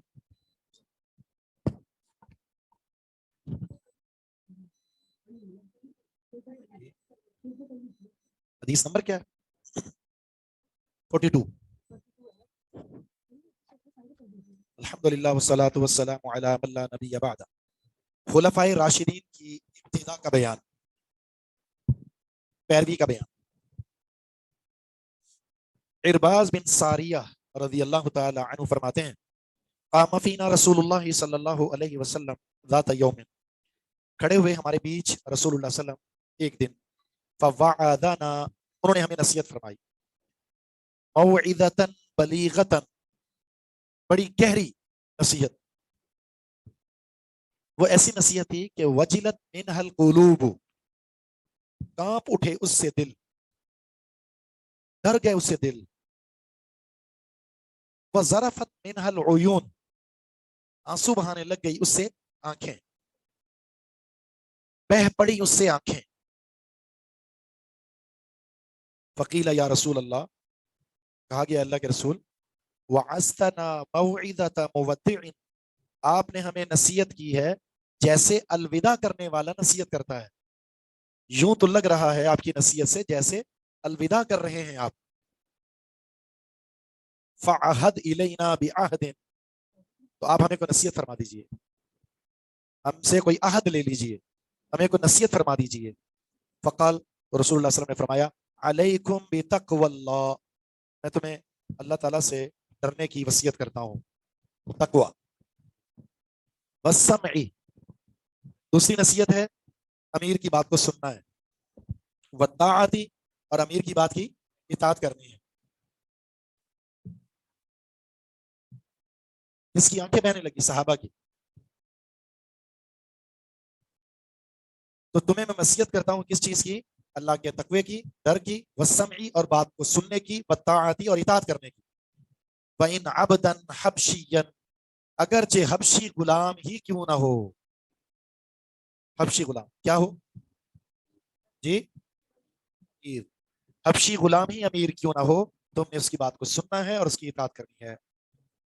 وَسَتَرَوْنَ، اور ان قریب تم دیکھو گے، من بعدی، میرے بعد، اختلافا شدیدا، شدید اختلافات. فعلیکم بسنتی، ایسی صورت میں لازم ہے تم پر میری سنت کو تھامنا. اختلافات کا حل رسول اللہ صلی اللہ علیہ وسلم کی وسنت الخلفاء الراشدین، اور خلفاء راشدین کی سنت کو تھامنا. المہدی، تو لازم ہے تم پر میری سنت اور خلفاء راشدین کی سنت المہدیین، جو ہدایت یافتہ ہیں. عضو علیہا بالنواجذ، گرفت کرو اس پر اپنی داڑوں کے ساتھ، مضبوطی سے پکڑو اسے اپنی داڑوں کے ساتھ. نواجذ داڑ کو کہتے ہیں. اور داڑ ایک ایسی چیز ہے جس کے ذریعے کوئی چیز پکڑ لی جائے تو پھر وہ گرفت مضبوط ہو جاتی ہے اس پر، بنسبت دانت میں پھنسانے سے دانت باہر آ جاتا ہے، داڑ مضبوط ہوتی ہے. اس کا مطلب یہ ہے اتنی مضبوطی سے تھام لو کہ اگر تمہیں کوئی سنت سے ہٹانا بھی چاہے تو تم سنت کی قربانی نہ دینا. داڑھ نکالتا ہے تو نکل جائے, جان نکالتا ہے تو نکل جائے, سنت کو نہیں چھوڑنا. وَإِيَّاكُمْ وَالْأُمُورَ الْمُحْدَثَاتِ, بچنا تم نئے نئے امور سے, نئے نئے امور سے بچنا تم. کیوں؟ فَإِنَّ كُلَّ بِدْعَةٍ ضَلَالَةٍ, اس لیے کہ ہر بدعت گمراہی ہے, ہر بدعت گمراہی ہے, اور ہر گمراہی جہنم میں لے جاتی ہے. کتنی نصیحتیں ہو گئی؟ تقوی کی, امیر کی اطاعت کی, سنت کو مضبوطی سے تھامنے کی, خلفائے راشدین کی اتباع کی, اور بدعات سے بچنے کی. 5 خوبصورت نصیحتیں.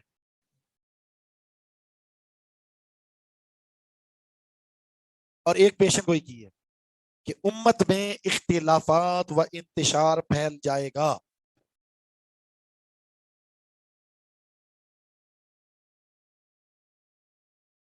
امت میں اختلاف اور انتشار پھیل جائے گا, اور بچے گا صرف وہ جس نے کتاب و سنت کو مضبوطی سے تھاما ہوگا. کیونکہ اختلاف میں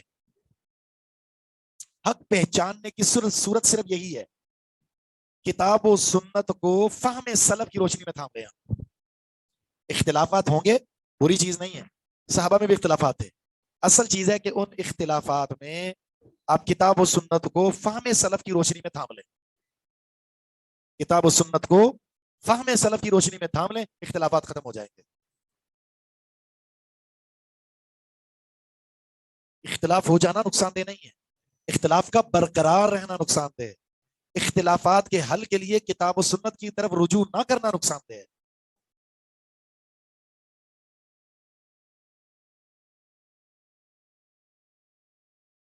یہ تو میں نے سوال کرنا ہے اپنے آپ سے. آپ دوسری کلاس ہے نا؟ دوسری تیسری ہے تو آپ کہہ رہے ہیں دوسری پیریڈ. اچھا تیسری کلاس ہے آپ کی, تو تیسری کلاس کا ایک سوال تو بنتا ہے, اور یہ وہ سوال ہے جو میں جواب دے چکا ہوں آپ کو. وَإِيَّاكُمْ وَالْمُحْدَثَاتِ الْأُمُورِ, یہ کیا ہے؟ کون سا اسم ہے؟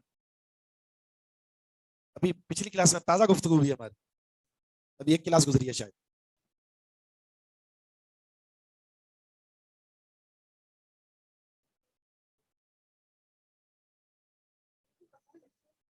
کون سا مفعول کا نام تو بتائیں نا. مفاعیل خمسہ ہے نا, مفاعیل خمسہ میں سے کون سا ہے یہ؟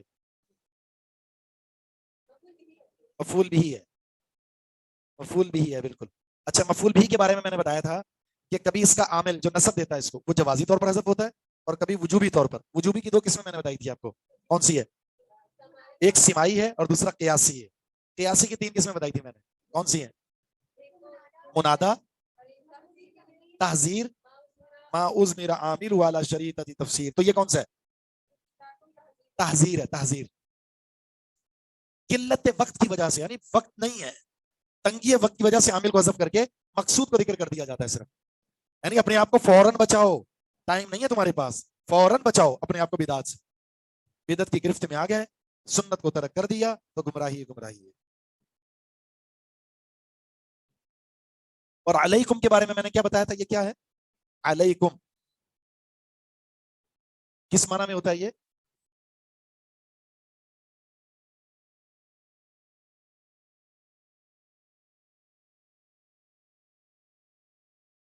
تو گزشتہ کلاس میں بات گزری ہے.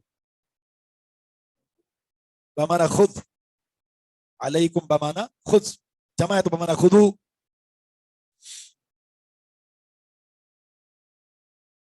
نصیحت کرنا جو ہے یہ نبوی منہج ہے, ٹھیک ہے. نصیحت کرنا منہج نبوی ہے, لیکن پھر وہ نصیحت کیسی ہونی چاہیے؟ ایسی جامع و مانے, کام کی چیز ہے. یہاں تقوی کا حکم دیا, امیر کی اطاعت کا حکم دیا, اتباع صحابہ کا حکم دیا, پھر ساتھ میں رسول اللہ صلی اللہ علیہ وسلم نے بدعات سے بچنے کا حکم دیا, پھر نبی اسلام نے پیشن گوئی فرما دی کہ قرب قیامت اختلافات ہوں گے, ان اختلافات سے نکلنے کا راستہ بتا دیا کہ سنت کو تھامے رکھنا, کیونکہ اختلافات میں حق کو پہچاننے کا معیار صرف یہی ہے.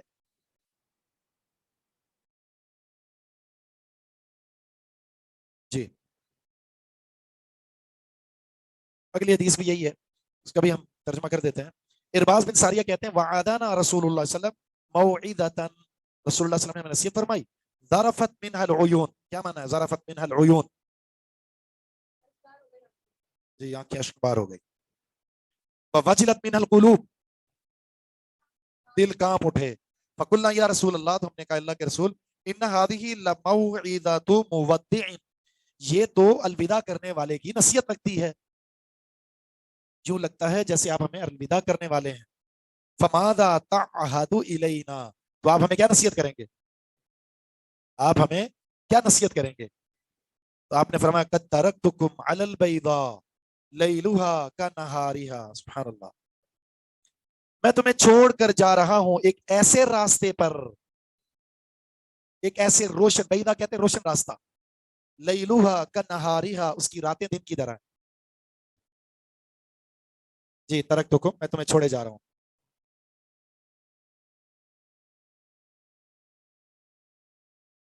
بیان تو ہو گیا نا، پچھلے میں واز تو بیان ہو گیا، تقوی، سم، اطاع، اتباع، وہ واضح تو تھا. تو میں تمہیں چھوڑے جا رہا ہوں ایک ایسے روشن راستے پر، لیلوہا کنہاریہا، جس کی رات بھی دن کی طرح ہے. یعنی دین کے معاملات میں اندھیرے نام کی کوئی چیز نہیں ہے، ہر چیز روشن ہے. اتنی روشن ہے کہ شریعت نے تو کنگا کرنے کا بھی طریقہ بتا دیا ہے، کنگھی کیسے کرنے. یہ تو ایک آپ کہہ سکتے ہیں نا زیب و زینت سے تعلق رکھتی ہے، زیب و زینت کو زیادہ شریعت نے پسند نہیں کیا، لیکن اس میں بھی بتا دیا آپ کو کنگا کیسے کرنا. جب یہاں تک کتنی وضاحت ہے تو بتائیں دین کے وہ معاملات جو ہیں یہ اللہ کے تقرب کے لیے، رضامندی کے لیے، جس میں خالصتاً اللہ کو راضی کرنا مقصود ہوتا ہے، تو وہ معاملات کتنے واضح ہوں گے. لا یزیغ عنہا بعدی، نہیں گمراہ ہو سکتا اس راستے سے میرے بعد، الا ہالکن، مگر برباد ہونے والا. نہیں کج روی اختیار کر سکتا اس راستے سے میرے بعد مگر وہ جو ہلاک ہونے والا ہے. یعنی جس کے نصیب میں بربادی لکھ دی گئی ہے نا، وہی اس راستے کو چھوڑے گا. زاغ یزیغ، ٹیڑھا ہو جانا، کج روی اختیار کرنا، ٹیڑھا پن اختیار کرنا، گمراہ ہو جانا. واز اور نصیحت میں کیا فرق ہے؟ ایک ہی چیز ہے، مترادف الفاظ ہے.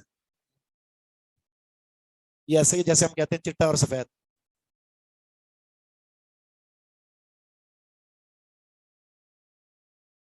میں یعیش، جو بھی زندہ رہے، منکم، تم میں سے جو بھی زندہ رہے گا، فسیرا اختلافا کثیرا، تو وہ ان قریب دیکھے گا کثیر اختلاف. جو بھی زندہ رہے تم میں سے وہ بہت اختلافات کو دیکھے گا. تو اختلافات تو ہوں گے ہی ہوں گے، یہ پیشن گوئی ہے، لیکن کرنا کیا تم نے؟ فعلیکم بما عرفتم من سنتی، تو تمہارے ذمے جو تم میری سنت کو پہچان چکے ہو وہ ہے، اس کو لازم پکڑ لو. میری سنت کی جو معرفت تمہیں حاصل ہو چکی ہے اس کا تمسک کر لو. وسنت الخلفاء الراشدین، اور خلفاء راشدین کی سنت کو تھام لو. عضو علیہا بالنواجز، مضبوطی سے تھام لو اس کو داڑھوں کے ساتھ. وعلیکم بالطاعہ، تم پر لازم ہے اطاعت کرنا. وَإِنْ عَبْدًا حَبْشِيًّا، اگرچہ حبشی غلام حاکم بنا دیا جائے. فَإِنَّ الْمُؤْمِنُ كَالْجَمَلِ الْأَنِفِ، مومن تو نکیل لگے ہوئے اونٹ کی طرح ہوتا ہے. مومن تو نکیل لگے ہوئے اونٹ کی طرح ہوتا ہے.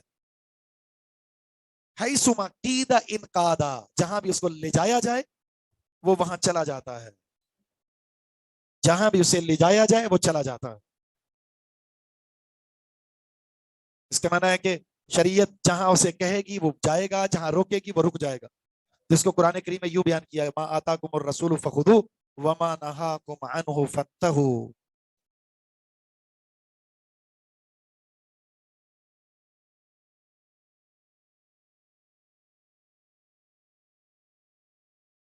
اچھا، اس ساتھ میں ایک مومن کی مثال دی ہے. یہاں تو آ گیا نکیل لگا ہوا، اپنی مرضی سے وہ جانور نہ اٹھ یا کہیں جا سکتا ہے، نہ کھا سکتا ہے، نہ پی سکتا ہے، کچھ بھی مرضی نہیں ہوتی اس کی. ایک اور حدیث میں کہا گیا مسلمان کو ان الدنیا سجن المومن، مومن کے لیے قید خانہ ہے. جیل میں قیدی جو ہوتا ہے اپنی مرضی سے کچھ بھی نہیں کر سکتا، جو اس کو شیڈول دیا جائے گا ویسے کرے گا. ایک اور حدیث میں مومن کے بارے میں کیا کہا گیا؟ بتائیں کیا کہا گیا؟ مومن کو تشبیہ دی گئی ہے ایک چیز کے ساتھ، کھجور کے درخت کے ساتھ. اور کھجور کے درخت کے بارے میں کیا کہا گیا؟ وہ پھل دیتا ہی رہتا ہے، کسی کو تکلیف نہیں دیتا، ہر موسم میں کھڑا ہوا ہے وہ. تو مسلمان موسمی بٹیر کی طرح نہیں ہوتا. رمضان آیا تو مسلمان بن گیا، رمضان گیا تو اسلام بھی گیا، ایسا نہیں. بڑی خوبصورت تشبیہ ہے. نکیل لگے ہوئے اونٹ کی طرح ہے مومن، اس کی اپنی کوئی مرضی نہیں ہے، وہ شریعت کے تحت رہ کر زندگی گزارتا ہے. یہ وہی حدیث ہے جو پیچھے گزر چکی، لیکن البتہ شریعت کے تعلق سے ایک رہنما اصول ذکر کر دیا گیا کہ شریعت کا ہر معاملہ بالکل واضح ہے. جس نے عمل کرنا ہوتا ہے نا اس کے لیے راستہ روشن ہے، جس نے عمل نہیں کرنا ہوتا نا تو پھر اس بحث میں پڑ جاتا ہے کیا یہ مکروہ ہے، یہ مستحب ہے، یہ جائز ہے، یہ ناجائز ہے، یہ نہیں تنزیہی ہے، یہ نہیں تحریمی ہے، اور یہ فلاں اور یہ فلاں اور یہ فلاں. ہمارے سوالات ہوتے ہیں عمل نہ کرنے کی نیت کے ساتھ. ایک شخص نے آ کر عبداللہ بن عمر سے پوچھا تھا نا قربانی کے بارے میں، تو عبداللہ بن عمر نے کہا تھا کہ ضحى رسول اللہ صلی اللہ علیہ وسلم، قربانی اللہ کے رسول نے کی، صحابہ نے کی. اس نے کہا کہ سنت ہے یا واجب ہے؟ اس نے کہا ضحى رسول اللہ صلی اللہ علیہ وسلم، رسول اللہ صلی اللہ علیہ وسلم بھی قربانی کرتے تھے، مسلمان بھی قربانی کرتے تھے. یہ نہیں کہا کہ یہ فرض ہے، یہ سنت ہے، یہ مستحب ہے، یہ واجب ہے، یہ مکروہ ہے، تنزیہ ہے، تحریم نہیں. سنت رسول ہے، اللہ کے رسول نے کی ہے زندگی میں، آپ کرتے رہیں، صحابہ بھی کرتے تھے، بات ختم ہو. طاقت ہے تو کر لو، طاقت نہیں ہے تو بات ختم. ان چکروں میں پڑنے کی ضرورت نہیں ہے. مستحب ہے، مباح ہے، جائز ہے، ناجائز ہے، تحریم ہے، تنزیہ ہے. چلیں نماز کے بعد سبحانک اللہم و بحمدک اشہد ان لا الہ الا انت استغفرک و اتوب الیک. جی پڑھیے حدیث.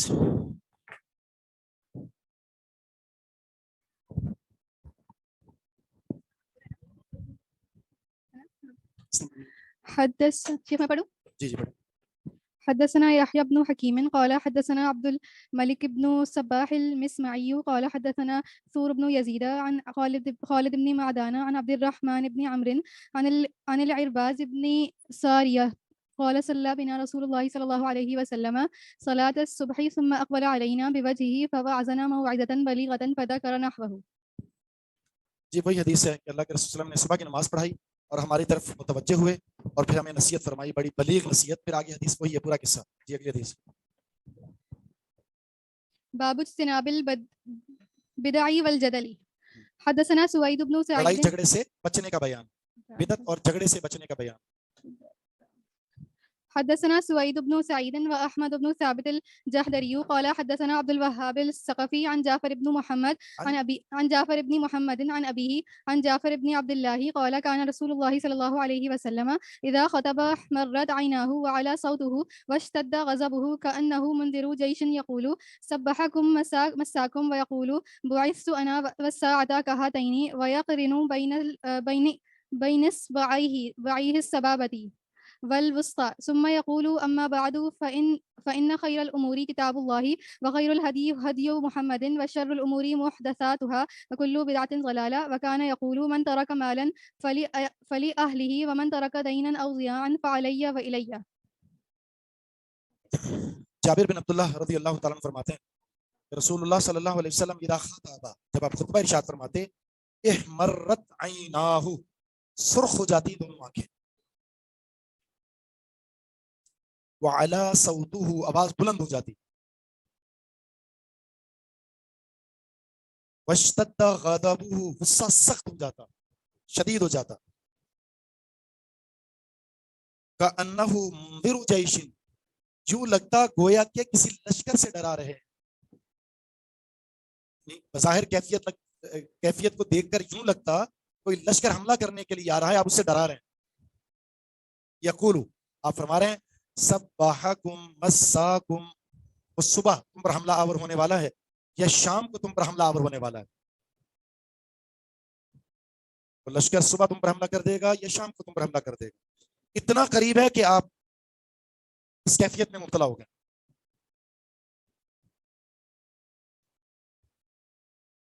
پھر آپ نے فرمایا بعثت انا والساعة كهاتين، مجھے اور قیامت کو اس طرح بھیجا گیا، اس طرح. وَيَقْرِنُ بَيْنَ إِصْبَعَيْهِ السَّبَابَةِ وَالْوُسْطَى، آپ نے دو انگلیوں کو آپس میں ملا دیا، سبابہ کو اور وسطیٰ کو. اس کو سبابہ کہتے ہیں، اس کو وسطیٰ کہتے ہیں. آپ نے ان دونوں کو ملا دیا. ان دونوں میں کتنا فاصلہ ہے؟ کتنا ہے؟ بالکل ملے ہوئے، کوئی فاصلہ نہیں. نصرت فاصلہ ہے لیکن تھوڑا سا، وہ یہ والا فاصلہ ہے، 1 انچ، آدھا انچ، بس اتنا فاصلہ ہے. اگر یہ فاصلہ مراد لیا جائے تو بہت معمولی سا ہے، مگر نہ دونوں ملے میں کوئی فاصلہ نہیں. اس کا یہ بھی پڑھ سکتے ہیں بعثت انا والساعۃ. یہ آنا کون سی ضمیر ہے؟ اس کو کیا کہتے ہیں؟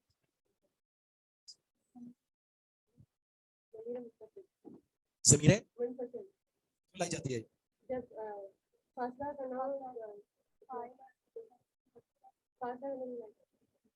فاصلہ کرنے کے جب ضمیر مرفوع متصل پر، جب ضمیر مرفوع متصل پر عطف ڈالنا ہو تو ضمیر منفصل سے تاکید لانا ضروری ہوتا ہے. تو یہ ضمیر بطور تاکید کی آئی ہے. تاکید کس کی؟ کس کی تاکید ہے؟ وہ استو کی تا، اس کی تاکید ہے.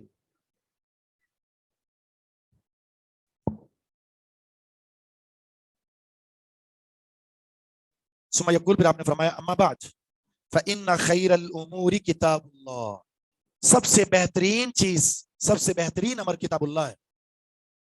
وخیر الہدی ہدی محمد، سب سے بہترین راستہ محمد صلی اللہ علیہ وسلم کا راستہ ہے. وشر الامور محدثاتها، اور بدترین امور میں سے نئے نئے امور ہیں. شریعت کے اندر نئے امور کو داخل کرنا یہ سب سے بدترین چیز ہے.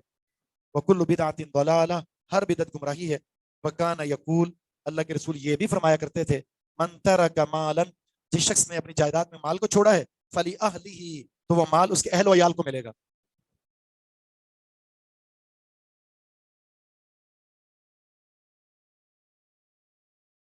ہاتین کا مطلب ان دو کی طرح، ہاتین تسنیہ ہے نا، کاف تشبیہ کا، ان دو کی طرح، پھر آپ نے یہ دو انگلیاں ملائیں.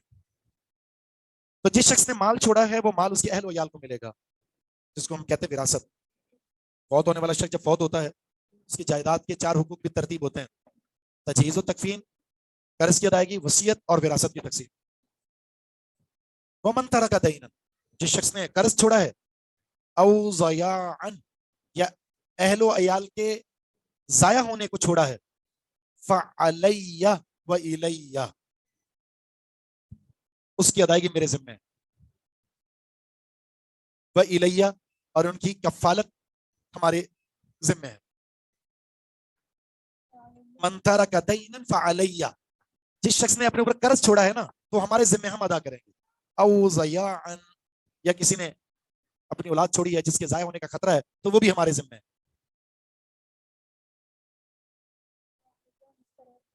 شروع اسلام میں یعنی رسول اللہ صلی اللہ علیہ وسلم کے دور میں ہوتا یہ تھا، جب ظاہر ہے غربت تھی، وسائل کم تھے، اگر کوئی شخص قرض چھوڑ کر جاتا تو بیت المال سے قرض دیا جاتا تھا اس کا. اور اگر جائیداد چھوڑ کر جاتا تو جائیداد بیت المال میں جمع نہیں کرائی جاتی تھی، بلکہ جائیداد کو اہل و عیال میں تقسیم کیا جاتا تھا. اس لیے آپ نے فرمایا مال چھوڑا ہے تو اہل و عیال کو بطور میراث ملے گا، قرض چھوڑا ہے پیسے نہیں اس کے پاس تو قرض ہم ادا کریں. تو اسلامی جو ریاست ہے اس کا جو ذمہ دار ہے، اس کی ذمہ داریوں میں سے ایک ذمہ داری یہ بھی ہوتی ہے کہ کہیں بھوک ہے، کہیں غربت ہے، افلاس ہے، اس کے ازالے کی کوشش کرے. اور اگر کوئی مسلمان مقروض مر چکا ہے تو بیت المال سے اس کا قرض ادا کیا جائے. ختم ہو گئے سارے معاملات. اسلامی نظام بیت المال کا تصور بھی نہیں رہا اس کا. جب سے مسلمانوں میں یہ بیماری ٹیکس کی آئی ہے نا، نظام زکوٰۃ ختم ہوا ہے، تب سے بھکاری پن شروع ہو چکا ہے. کوئی بھی اسلامی ریاست ایسی نہیں ہے جس کے اندر شریعت کے جو مال کے تعلق سے احکامات ہیں مین وان اس پر عمل ہوتا ہو. مین وان ویسا عمل نہیں ہوتا.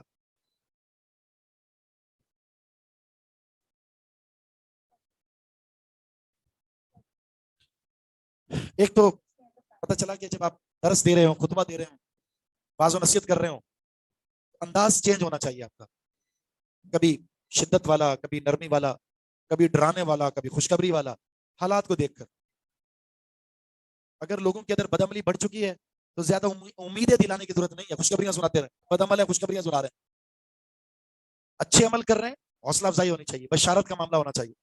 تو قرآن کریم کا دعوت کے طور پر اسلوب دیکھا جائے تو جہاں پر ڈرایا جاتا ہے خوشخبری بھی دی جاتی ہے. دونوں پہلو ساتھ لے کر جائے. اور ایمان کہتے بھی اسی کو، ایمان بین الخوف والرجاء، امید اور خوف کے بیچ میں رہ کر زندگی گزار.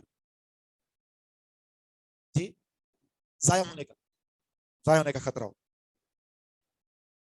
ہاں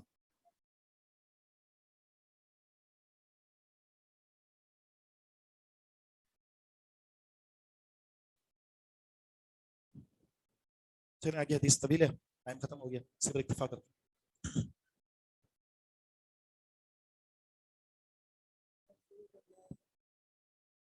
اسلامی نظام کہاں ہے؟ ترسے ہوئے ابھی تو اسلامی نظام کے لیے. قیدہ انقادہ، جہاں لے جایا جائے، انقادہ وہاں وہ چلا جاتا ہے. کچھ لوگوں کو شوق چڑھا ہوا ہے اسلامی نظام لانے کا، جلدی اتر جائے گا یہ بھوت بھی. حکومت کو، یعنی یہ کوئی کسبی چیز نہیں ہے کہ آپ نظام خلافت کے لیے یا نظام حکومت کو اسلامی بنانے کے لیے نکل پڑے باہر، ووٹوں کو اسلامی رنگ دینے کی، اسلامی ٹچ دینے کی کوشش کریں، امانت ہے، خیانت نہ کریں، اور فلاں ہو گیا فلاں ہو گیا. جمہوریت کو جب آپ نے کفر کہا تو پھر بس باز رہیں. سیاست میں آنے کا نقصان یہ ہوتا ہے کہ پھر آپ اپنی غیرت توحید کا خاتمہ کر دیتے ہیں، جس کی مثالیں واضح ہیں.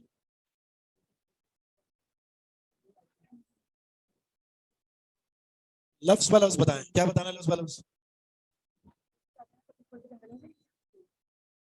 قیدہ کا مطلب ہے جہاں لے جایا جائے، جہاں لے جایا جائے. ان قادہ وہاں چلا جاتا ہے، موتی ہو جاتا ہے.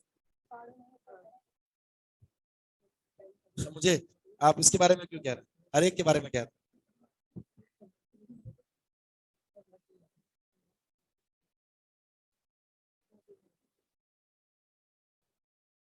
من تارکا، جس شخص نے چھوڑا، مالن مال، فلی اہلہ، اس کے اہل و عیال کو ملے گا. ومن ترک دینا، جس نے قرض چھوڑا، فعلیہ، میرے ذمہ. او ضیاعا، یا اہل و عیال چھوڑا جو ضائع ہونے کا خطرہ ہو، الیہ، میری ذمہ داری. ٹھیک ہے. سبحانک اللہم و بحمدک، اشہد ان لا الہ الا انت.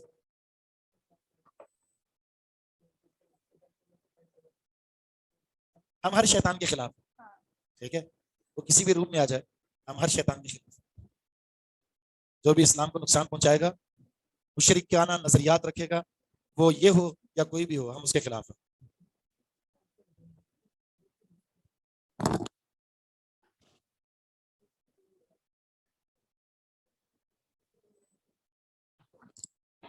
آپ میں سے اگر کوئی کسی مشرک کے ساتھ وفاداری کرتا ہے تو ہم اس کے بھی خلاف ہیں.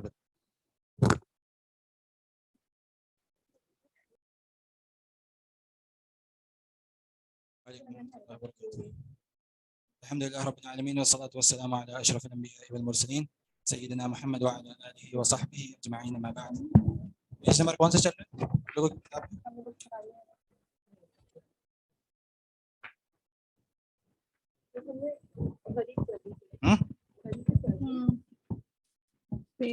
کون سا پیج ہے؟ غریب نسبی تک پڑھ لی، نہیں پڑھا تھا. غریب ہماری ویسے خبر احاد کی جو تیسری قسم ہے غریب، اس کے مطلب ثالث جو ہے غریب، اس کے ہم لوگ غریب مطلق پڑھی تھی نا، غریب المطلق غریب المطلق والنسبی پہ پہنچے تھے. غریب المطلق والنسبی، ٹھیک ہے جی. کون پڑھے گا؟ پکڑنا پڑو. آن لائن میں سے کوئی پڑھنا چاہے گا؟ جی پڑھیں.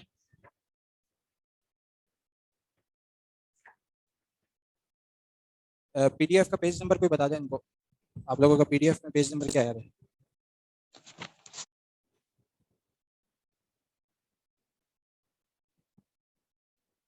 جی پڑھیں.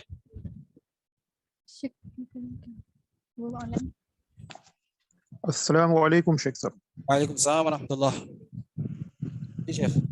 جی شیخ صاحب، الغریب النسبی او اب الفرد النسبی تعریفه هو ما كانت الغرابة في اثناء سنده اي. ایک سیکنڈ، غریب مطلق پڑھ چکے تھے ہم لوگ؟ اچھا ایک دفعہ ریوائز کر لیتے دوبارہ. جی بہتر شیخ صاحب. الغریب المطلق اب الفرد المطلق، خبر کی وہ اقسام، خبر کی وہ قسمیں اس اعتبار سے کہ جو ہم تک پہنچ رہی ہیں. ٹھیک ہے، خبر ہم تک کتنے طریقوں سے پہنچ رہی ہے، اس کی کتنی اقسام پڑھی تھی ہم لوگوں نے؟ 2. ہاں کون کون سی؟ خبر متواتر اور خبر احاد. خبر متواتر اور خبر احاد، یعنی کہ ہم تک جو پہنچے گی وہ یا تو بہت سارے راستوں سے پہنچے گی، 10 سے اوپر راستوں سے پہنچے گی، تو وہ خبریں کون سی کہلائے گی؟ متواتر. خبر متواتر کہلائے گی. یا پھر اس سے 10 سے کم کے اندر پہنچے گی ہم تک خبر، تو وہ کون سی کہلائے گی؟ خبر احاد. خبر احاد. خبر احاد کے اندر ہم نے کتنی اقسام پڑھی تھی؟ 3. کون کون سی؟ مشہور، عزیز، غریب. مشہور، عزیز اور غریب. مشہور کس کو کہتے ہیں؟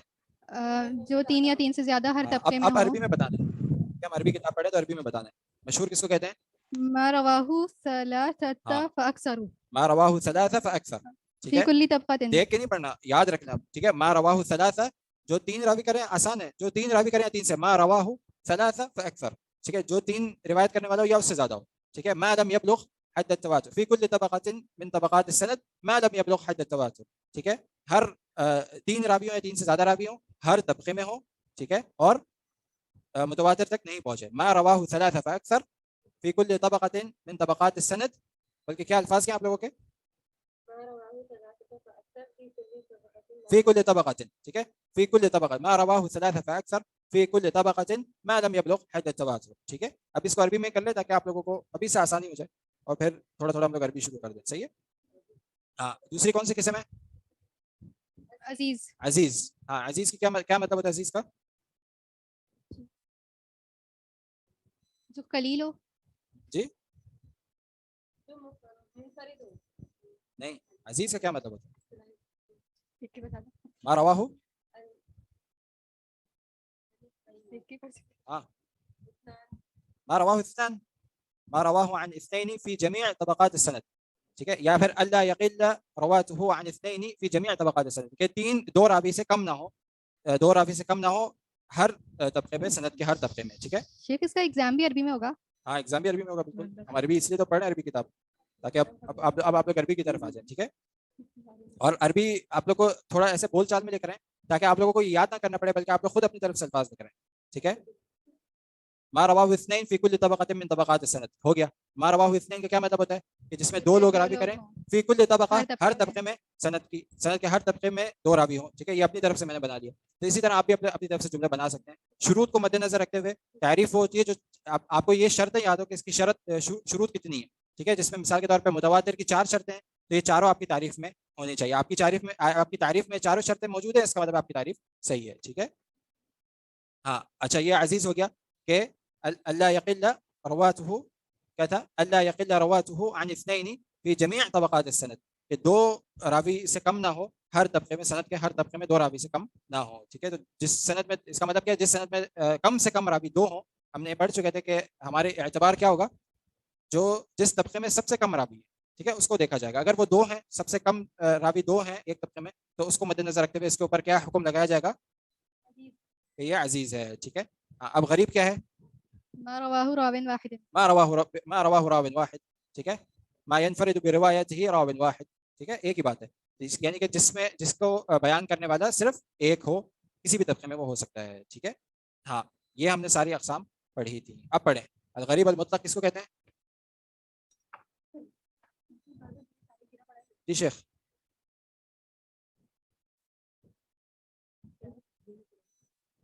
मैं पढ़ूं क्या?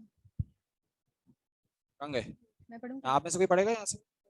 अल गरीब अल मुतलक औ अविल मुफरद अल मुतलक, अविल फर्द अल मुतलक, अविल फर्द अल मुतलक, दोबारा पढ़ना है ना। तारीफुहु हुआ मा कानत अल गुराबतु फी असली सनदिही अय मा युनफरिदु बिरिवायतिही शख्सन वाहिदन फी असली सनदिही।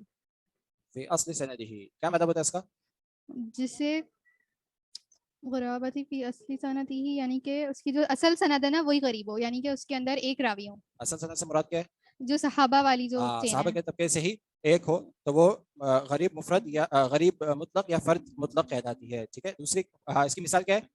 हदीस इन्नमल अअमालु बिन्नियात। अच्छा, गरीब मुतलक या फर्द मुतलक, इसमें 2 चीजें आ जाती हैं। सबसे पहली क्या आती है? गरीब मुतलक या फिर फर्द मुतलक, ठीक है। इसमें 2 चीजें आ जाती हैं। इसका कहने का मतलब है कि फर्द मुतलक क्या होता है? क्या मतलब होता है फर्द मुतलक का? वही जो गरीब जिसमें मुतलक का होता है, असल सनद जो है उसमें एक रावी हो। असल सनद हमने बताया था क्या है? जो सहाबा वाली, यानी कि सहाबी का जो तबका है वो एक सहाबी मौजूद हो, ठीक है। अब इसमें 2 चीजें ही हो सकती हैं, या तो एक सहाबी है जिन्होंने अल्लाह के रसूल से लिया और वो एक सहाबी ने नीचे एक ताबई को बताया, ठीक है, और वो एक ताबई ने फिर एक तबा ताबई को बताया, ठीक है, ताबई, ठीक है। या फिर दूसरी कैटेगरी क्या हो सकती है?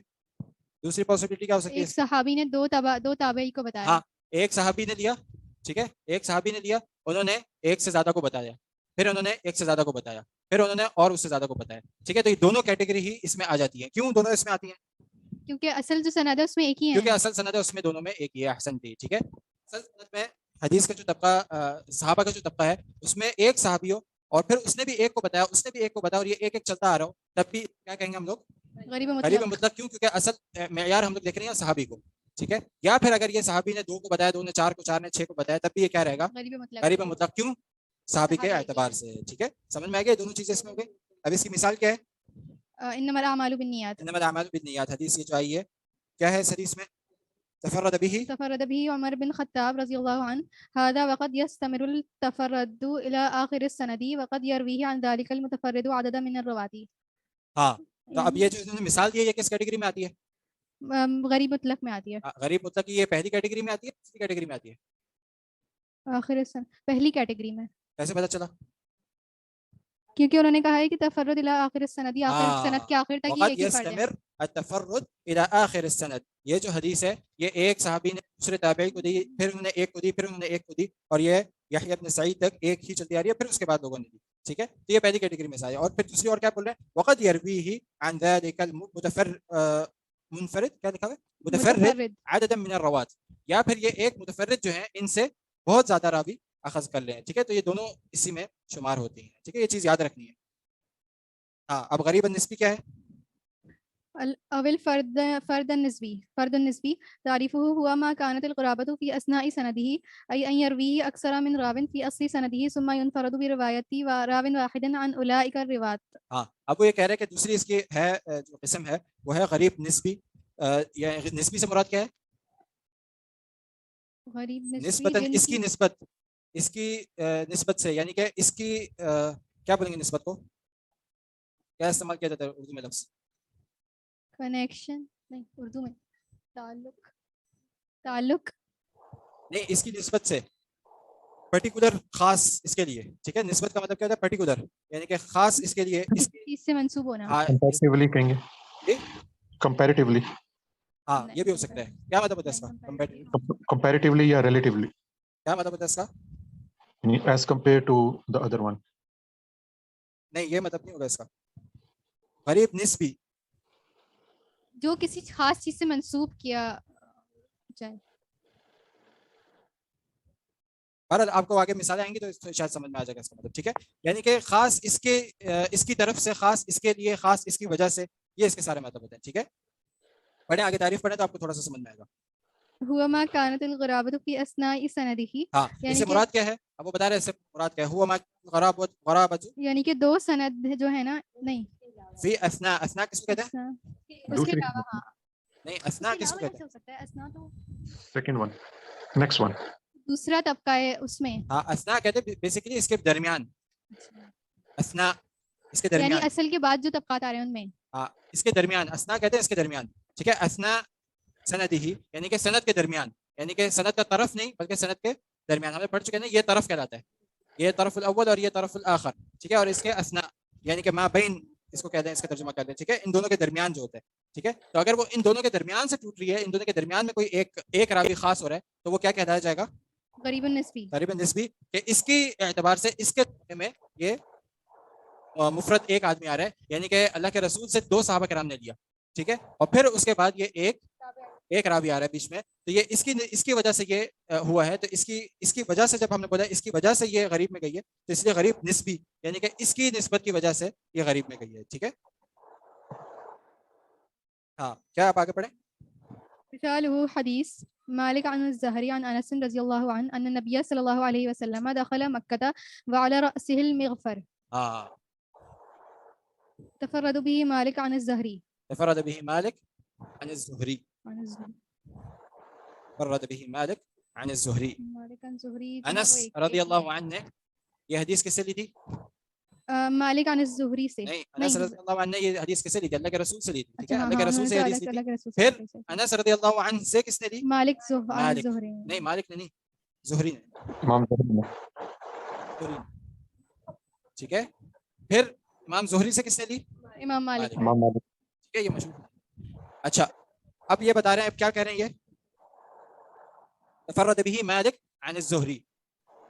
یہ حدیث اور بھی صحابہ کرام نے روایت کی. مثال کے طور پہ ابو ہریرہ ہم یہاں لکھ دیتے ہیں, ٹھیک ہے, مثال کے طور پہ بتا رہا ہوں, صحیح ہے, یہاں لکھ دیتے ہیں. کوئی اور ایک اور صحابی کا نام بتائیں.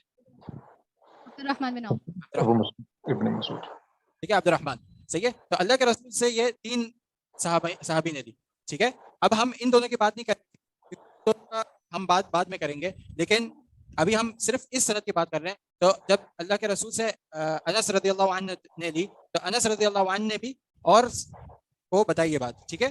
یعنی کہ یہاں بھی ایک تلمیذ تھے ان کے, یہاں بھی ایک تلمیذ تھے, ٹھیک ہے. پھر ہم اس کی بھی بات نہیں کریں. امام زہری جب آئے تو امام زہری نے بھی بہت سارے اساتذہ سے لیا یہ حدیث, ٹھیک ہے. ان سے پہلے بھی 3 نام ہوں گے جن سے انہوں نے یہ حدیث لی. ہاں, لیکن اس کے بعد نہ انہوں نے ان سے کسی نے حدیث لی, یعنی کہ ان کے تلامید میں کوئی بھی نہیں تھا سوائے امام مالک کے. پھر امام مالک سے اور بہت سارے لوگوں نے لی, ٹھیک ہے. تو یہ خاص اس ٹکڑے میں آ کر یہ غریب ہو گئی, ورنہ اس سے پہلے یہ سند صحیح چل رہی تھی, ٹھیک ہے. جب اس ٹکڑے پہ آ کے یہ خاص ہو گئی تو ہم لوگ کیا اس نے لفظ کا استعمال کیا ہے ہمارے مؤلف نے, غریب تفرد به مالک عن الزہری. تفرد به مالک. مالک اصل میں جو امام مالک ہیں وہ اس پہ فرد ہو گئے ہیں, یعنی کہ اکیلے ہو گئے ہیں, عن الزہری, زہری سے لینے میں, ٹھیک ہے. یعنی کہ یہ جو صرف طبقہ ہے اس میں یہ اکیلے پڑے, باقی طبقے یہ حدیث جو ہے یہ دوسرے طبقات سے بھی موجود ہے. صحیح سمجھ میں آیا؟ آگے پڑھیں. سبب تسمیتی, سبب التسمیہ وسمیہ هذا القسم هذا القسم هذا القسم الغریب النسبی لأن التفرد وقع فيه بالنسبة إلى شخص معین. وقع فيه بالنسبة إلى شخص معین. اس سے سمجھ میں آیا آپ لوگ کو نسبی کا کیا مطلب ہے؟ کیونکہ ان کی جو نسبت ہے یہ ایک معین شخص کی طرف ہو رہی ہے, جو تفرد ہے وہ صرف ایک معین شخص کی طرف آ رہا لأن ہے. التفرد, کیونکہ یہ اکیلا پن جو پڑھ رہا ہے, یہ ایک آدمی جو آ رہا ہے, وقع فيه, واقع ہوئی ہے اس میں, بالنسبة إلى شخص معین, صرف ایک خاص شخص میں, صرف ایک خاص شخص سے یہ حدیث جو ہے یہ ایک میں آ رہی ہے, ورنہ باقی حدیث دوسرے روایت سے بھی آئی ہے. لیکن صرف اگر ہم انس کی طریق پہ دیکھیں تو یہ حدیث ایک جگہ پر خالی پڑ رہی ہے, اور وہ ان کی وجہ سے, تو اسی لیے یہ ان کی وجہ سے, ان کی نسبت سے یہ حدیث غریب ہو گئی ہے, ٹھیک ہے. یہ ہے نسبی. اور ہم نے مطلق کا کیا بتایا تھا, مطلق کہاں اکیلی پڑتی جب ہے؟ اصل سند میں اصل سند تفرد میں, ہو. بس ٹھیک ہے, صحیح. آگے بڑھیں. سمجھ میں آ گیا سب کو یہ جی شیخ. جی, کوئی سوال ہے؟ جی. من انواع الغریب النسبی هناك انواع من الغرابة او اچھا, آپ کو بولے من انواع الغریب النسبی, ہم غریب نسبی پڑھ چکے ہیں, اب غریب نسبی کی کچھ انواع ہیں. ہاں, هناك انواع من الغرابة او التفرد يمكن اعتبارها من الغريب النسبي لان الغرابة فيها ليست مطلقة وانما حصلت الغرابة فيها بالنسبة الى شيء معين وهذه الانواع هي تفرد ثقة برواية الحديث وقولهم. اچھا, اب یہاں ایک چیز نوٹ کرنے والی ہے. اس سے پہلے جو عبارت پڑھی تھی سبب تسمیہ تھی, اس سے پہلے جو عبارت پڑھی تھی وسمي بهذا القسم بالغريب النسبي لان التفرد وقع فيه بالنسبة الى شخص معين. یہ ہے آپ سب کے سامنے؟ جی شیخ. اس کو مارک کر لیں, شخص معین کو خاص طور پر, کہ اس پہ جو یہ الگ ہوئی ہے, یہ اکیلی پڑی ہے سند, کس لحاظ سے؟ ایک شخص کے لحاظ سے, ایک شخص کے اعتبار سے, ٹھیک ہے. اچھا, اب جو عبارت ابھی پڑھی گئی ہے اس میں آخری میں کیا ہے؟ هناك انواع من الغرابة او التفرد يمكن, آپ لوگ کے اعتبار ہے, ہمارے یہاں عد ہے, من الغرابة النسبی لان الغرابة فيها ليست مطلقة. وہ کہہ رہے ہیں کیونکہ اس کا نام اس کی وجہ سے پڑا ہے کیونکہ یہ بھی مطلق اعتبار سے غریب نہیں ہے, بلکہ یہ بھی ایک پرٹیکولر وجہ سے غریب ہے. وانما حصلت الغرابة فيها بالنسبة الى شيء معين. اس کو مارک کر لیں, یعنی کہ اوپر والا جو تھا وہ شخص معین تھا, ایک آدمی کی وجہ سے, شخص کی وجہ سے, اور یہ کسی بھی چیز کی وجوہات کی وجہ سے یہ اکیلی پڑی ہے. وهذه الانواع هي تفرد ثقة برواية الحديث كقولهم لم يروه ثقة الفلاني لم يروه ثقة الفلاني الافلاني لم يروه ثقة الا فلان. کیا مطلب ہوتا ہے اس کا؟ اس سے نہیں, اس سے کوئی, اس سے یعنی ثقہ کوئی روایت نہیں ہے, ہاں, سوائے ایک, مطلب اللہ کے رسول صلی اللہ علیہ وسلم سے بہت سارے صحابہ کرام نے لی, ٹھیک ہے, پھر اس کے بعد ان سے بہت سارے تابعین نے لی, ٹھیک ہے, پھر اس کے بعد ان سے بہت سارے تبع تابعین نے لی, ٹھیک ہے. لیکن یہ صاحب آخری میں پھر یہ حدیث لوٹ کر ہمارے مؤلف کتاب کے جو مؤلف ہیں ان کے پاس آئی. مثال کے طور پہ صحیح بخاری ہیں, इमाम बुखारी के पास आई और उन्होंने अपनी किताब में दर्ज किया, लेकिन उन्होंने ये सारे रास्ते बताए हमें, ठीक है, लेकिन वो कह रहे हैं कि सारे रास्ते ये जितने रावी आ रहे हैं ना सहाबा किराम को हटाकर, जितने रावी आ रहे हैं बाद में, इसमें से कोई भी रावी है ना वो सही फिक़ा वाला नहीं है, सिवाय ये जो है ना ये सिर्फ फिक़ा वाला है, या एक ये जो पर्टिकुलर रावी है ना ये फिक़ा वाला है, बाकी जितने भी हैं उसमें से कोई भी फिक़ा नहीं है। तो ये भी क्या कहलाता है? गरीब निस्बी। गरीब। ठीक है, यहाँ निस्बी का क्या मतलब है? यहाँ निस्बी का मतलब, हाँ, यहाँ निस्बी का क्या मतलब है? यहाँ निस्बी किस एतबार से हो रहा है? ये सिक्का रावी के एतबार से, एक रावी के एतबार से, अहसन, सिक्का रावी के एतबार से, ठीक है, वो बताता है कि सिक्का और नहीं है, ठीक है, और सिक्का जो है ना वो सिर्फ एक इसमें पाए जाते हैं। इसका मतलब वो बताना चाह रहे हैं कि यहाँ जो गरीब आई है वो गरीब नहीं है, या अगर वो बोल रहे हैं कि ये गरीब है, हदीस गरीब है, गरीब निस्बी है, ये नहीं समझे कि ये हदीस में कोई रावी एक आया, नहीं, इससे मुराद क्या है? ये सिक्का के एतबार से सिर्फ ये गरीब है, वरना ये बाकी तारीख से भी आए हैं। शेख मतलब सिर्फ एक सनद जो है वो सिका है। हाँ, एक सनद भी हो सकता है, है, एक सनद भी हो सकता है, एक रावी भी हो सकता है, ठीक है, एक सनद भी हो सकता है, एक रावी भी हो सकता है, सही है, लेकिन यहाँ एतबार किस चीज का है? फिक़ा, ठीक है, ये ऊपर जो है वो शख्स का लफ्ज़ इस्तेमाल किया गया बेअतबार शख्स मुअय्यन, और यहाँ जो है क्या? बेअतबार शैइन मुअय्यन, ठीक है, किसी चीज के एतबार से, यहाँ वो चीज क्या है? फिक़ा। समझ में आया? दूसरा पढ़े। सर मैं पढ़ूं आगे? जी पढ़े। जी, तफर्रदुल राविन मुअय्यन अन राविन मुअय्यन, एक मुअय्यन रावी से एक मुअय्यन रावी की तरफ इसको किया गया, का कौला हूँ, जैसे कहा गया तफर्रदु बिही फुलानन अन फुलान, एक पर्टिकुलर रावी से एक पर्टिकुलर रावी की तरफ इसको रवायत किया गया। वइन काना मरवियन मिन वजूही उखरा अन गैरिही, और अगर ये रवायत किया जाए एक किसी दूसरी वजह से किसी दूसरे के साथ। क्या मतलब होता है इसका? लफ्ज़ी तर्जुमा हो गया, अब तशरीह यानी कि जो एक तबका है उसके अंदर एक फर्द और दूसरे नेक्स्ट वाले तबके में भी एक ही फर्द, एक पर्टिकुलर रावी ने एक पर्टिकुलर को जी बताएं, सुनो मैं। जी, एक मुअय्यन रावी ने एक मुअय्यन रावी को ये रवायत की है ये हदीस।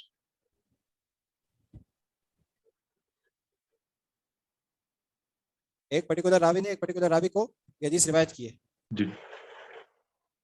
अच्छा, यहाँ बेसिकली इसका जो मतलब है ना, तफर्रद रावी मुअय्यन अन रावी मुअय्यन, ठीक है, इसका मतलब ये सही है कि एक रावी ने एक रावी से लेने में वो अकेला पड़ गया, ठीक है, कि क़ौलिहिम तफर्रद बिही फुलान अन फुलान, कि जैसा हमारा ये कौल हम इस तरह कहते हैं कि अकेला पड़ गया, तफर्रद अकेला है फलां शख्स, यानी कि फलां एक पर्टिकुलर आदमी एक पर्टिकुलर से लेने में इस हदीस को अकेला रह गया, ठीक है। व इन कान मरवियन, अगरचे कि ये रिवायत हो रही हो मिन वजूहिन उखरा अन गैरिही, किसी और रास्ते से इसके अलावा, इसका क्या मतलब होगा? यानी हो सकता है कि हाँ बताएं। इस पर्टिकुलर सनद के अंदर एक रावी ने दूसरे रावी को दिया, इसके अलावा दूसरी सनद भी हो सकती है। हाँ, बस ये मतलब है इसका। मिसाल के तौर पे अब्दुर्रहमान इब्न औफ थे, इन्होंने किसी एक को बताया, ठीक है, ताबई को, फिर उन्होंने किसी तबा ताबई को बताया, उनसे मुअल्लिफ तक की बात पहुंच गई, ठीक है, ये हो गई एक सनद सही। दूसरी सनद में अल्लाह के रसूल से इन तीनों सहाबा ने लिया था ना, अल्लाह के रसूल से लिया अनस और अबू हुरैरा से लिया इमाम ज़ुहरी ने, मिसाल के तौर पर, ठीक है, फिर इमाम ज़ुहरी ने इन दो से लिया, इनके दो साथ हो गए, ये तो नॉर्मल चल रहा है, लेकिन इमाम ज़ुहरी से सिर्फ लिया किसने? इमाम मालिक ने, ठीक है, इमाम ज़ुहरी से सिर्फ इमाम मालिक ने लिया, और फिर इमाम मालिक से 3-4 लोगों ने ये हदीस ले ली। तो यहाँ भी इसका मतलब है कि ये जो तफर्रुद में आ रहा है ये मुराद है कि इस तफर्रुद मुराद है, ये तफर्रुद, हालांकि हदीस हमारे पास दूसरे रास्ते से सही पहुंच रही है, लेकिन ये मुराद यहाँ इस सनद में ये तफर्रुद मुराद है, ठीक है। शेख मतलब ये कि ताबई भी एक और तबा ताबई भी एक, तबा ताबई या उसके बाद वाले वो भी एक हो सकते हैं, ठीक है, असल मुराद ताबई और तबा ताबई की नहीं, असल मुराद है सनद के बीच में कोई भी एक ऐसा मौक़िफ़ आ जाए कि जहाँ लेने वाले और जो जिससे हदीस की जा रही है वो एक हो, ठीक है। ये मतलब ये सिर्फ दो तबकात के दरमियान होगा ना कि हाँ जी, दो तबकात के दरमियान, ज्यादा के दरमियान नहीं, दो तबकात के दरमियान है, उसमें भी जो पहले वाला तबका है लेते वक्त भी ज्यादा से लिया, एक से ज्यादा से, ठीक है, और जो दूसरा तबका है उन्होंने सिर्फ एक से लिया और उन्होंने आगे जो है वो ज्यादा को दिया एक से, ठीक है, ये इसमें फर्क आ रहा है, सही समझ में? समझ में आ गया सबको? जी पढ़े आगे। जी तफर्रदु अहले बलदिन और अहले जहतिन, यानी ये तफरीद। अच्छा एक सेकंड, ये जो दूसरी किस्म है इसमें किस एतबार से है फर्क, किस एतबार से ये अकेली पढ़ी है? राविन मुअय्यन, यहाँ वही शख्स मुराद है जैसे हम पहले पढ़ चुके हैं कि रावी अन रावी शख्स मुराद है, लेकिन चूंकि इससे पहले वाले एतबार में सिखा आया था इसलिए यहाँ ये लफ्ज़ का इस्तेमाल किया गया है। इधर राविन मुअय्यन नहीं, ये किस कैटेगरी में है? शैइन मुअय्यन, शैइन मुअय्यन। शैइन मुअय्यन, ठीक है जी। पढ़े आगे पढ़े, समझ में आ रहा है आप लोगों को नहीं आ रहा? ये शेख आ रहा है। तफर्रदु अहले बलदिन और अहले जहतिन, यानी ये तफरीद है एक पर्टिकुलर एक खास इलाके से या एक खास मुल्क से। वापस पढ़े, तफर्रुद तफर्रदु अहलिन बलदिन अहली, और अहली जहतिन, नहीं अहली, अहली जहतिन, अहली वो हा अलग होता है, ठीक है, वो हमद वाला हा होता है, ये हा है अहली, अहली बलदिन। अहली बलद। यानी यहाँ पे तफरीद जो है वो एक पर्टिकुलर इलाके से या मुल्क से है कि एक अहसन, हदीस को एक खास इलाके के लोगों ने वहाँ से रवायत किया गया, या अहले मक्का से या अहले शाम से। जी बिल्कुल अहसन, यानी कि इसको इस हदीस को रिवायत करने वाले जितने भी लोग हैं, ठीक है, वो सारे कहाँ के हैं? मक्का से। किसी एक जगह से, ठीक है, किसी एक जगह से बिलोंग करते हैं, ठीक है। जब वो ये सब एक जगह से बिलोंग करते हैं, अहले मक्का के भी हो सकते हैं, ठीक है, अहले मक्का या फिर अहले कूफा, अहले कूफा या अहले मदीना या अहले कराची, कोई भी हो सकते हैं, ठीक है। तो जब एक जगह से बिलोंग करते हैं इसका मतलब है ये भी इन्होंने अलग निकाला है कि इसको भी खास तौर पे चेक किया जाए, ये सारे एक जैसे हैं, ठीक है। इससे पहले हम ऐसी कोई चीज पहले भी पढ़ चुके हैं? नहीं शेख, हाँ पढ़ चुके हैं। नहीं शेख ऐसी तो नहीं पढ़ी, नहीं पढ़ी? इस किताब में तो नहीं पढ़ी, इससे पहले मतलब तुहीलुल आदा तवातुहुम औ तुवाफिकुहुम अलल कदिब। जी मुतवातर में हमने मुतवातिर में क्या पढ़ा था हमने? एक हद से ज्यादा लोगों का इकट्ठा होना मुश्किल हो। कोई भी ऐसी चीज उसमें ना हो सनद में कि जो उनके झूठ पर दलालत करता हो कि वो झूठ बोल सकते हैं, ठीक है। उसमें मिसाल दी गई थी कि सारे लोग एक जगह से हों, ठीक है, सारे एक ही घर के अफराद हो मिसाल के तौर पे, या सारे एक ही जगह से बिलोंग करते हो, तो हो सकता है कि ये बात में कुछ ना कुछ सच भी हो सकता है, झूठ भी हो सकता है, तो इसलिए लिहाजा खास तौर पे चेक किया जाए। जब उसको खास तौर पे चेक करना है, इसीलिए यहाँ उसकी ये अलग बिल्कुल कैटेगरी बनाएगी ताकि इसको खास तवज्जो से देखा जाए, क्योंकि इस हदीस को रावी करने वाले जितने लोग हैं वो सारे अहले कूफा के मिसाल के तौर पे या अहले शाम के, तो ये इसमें हो सकता है कि झूठ, ठीक है। अब एक आदमी एक रावी एक सनद का रास्ता हमारे पास आ रहा है अहले कूफा से, एक का रास्ता आ रहा है अहले मदीना से, एक का रास्ता आ रहा है अहले मक्का से, तो फिर हमें पता चल जाएगा हाँ ये फिर मुतवातिर में चली जाएगी कि ये ऐसा पॉसिबल ही नहीं है कि ये झूठ हो सके। समझ में आया?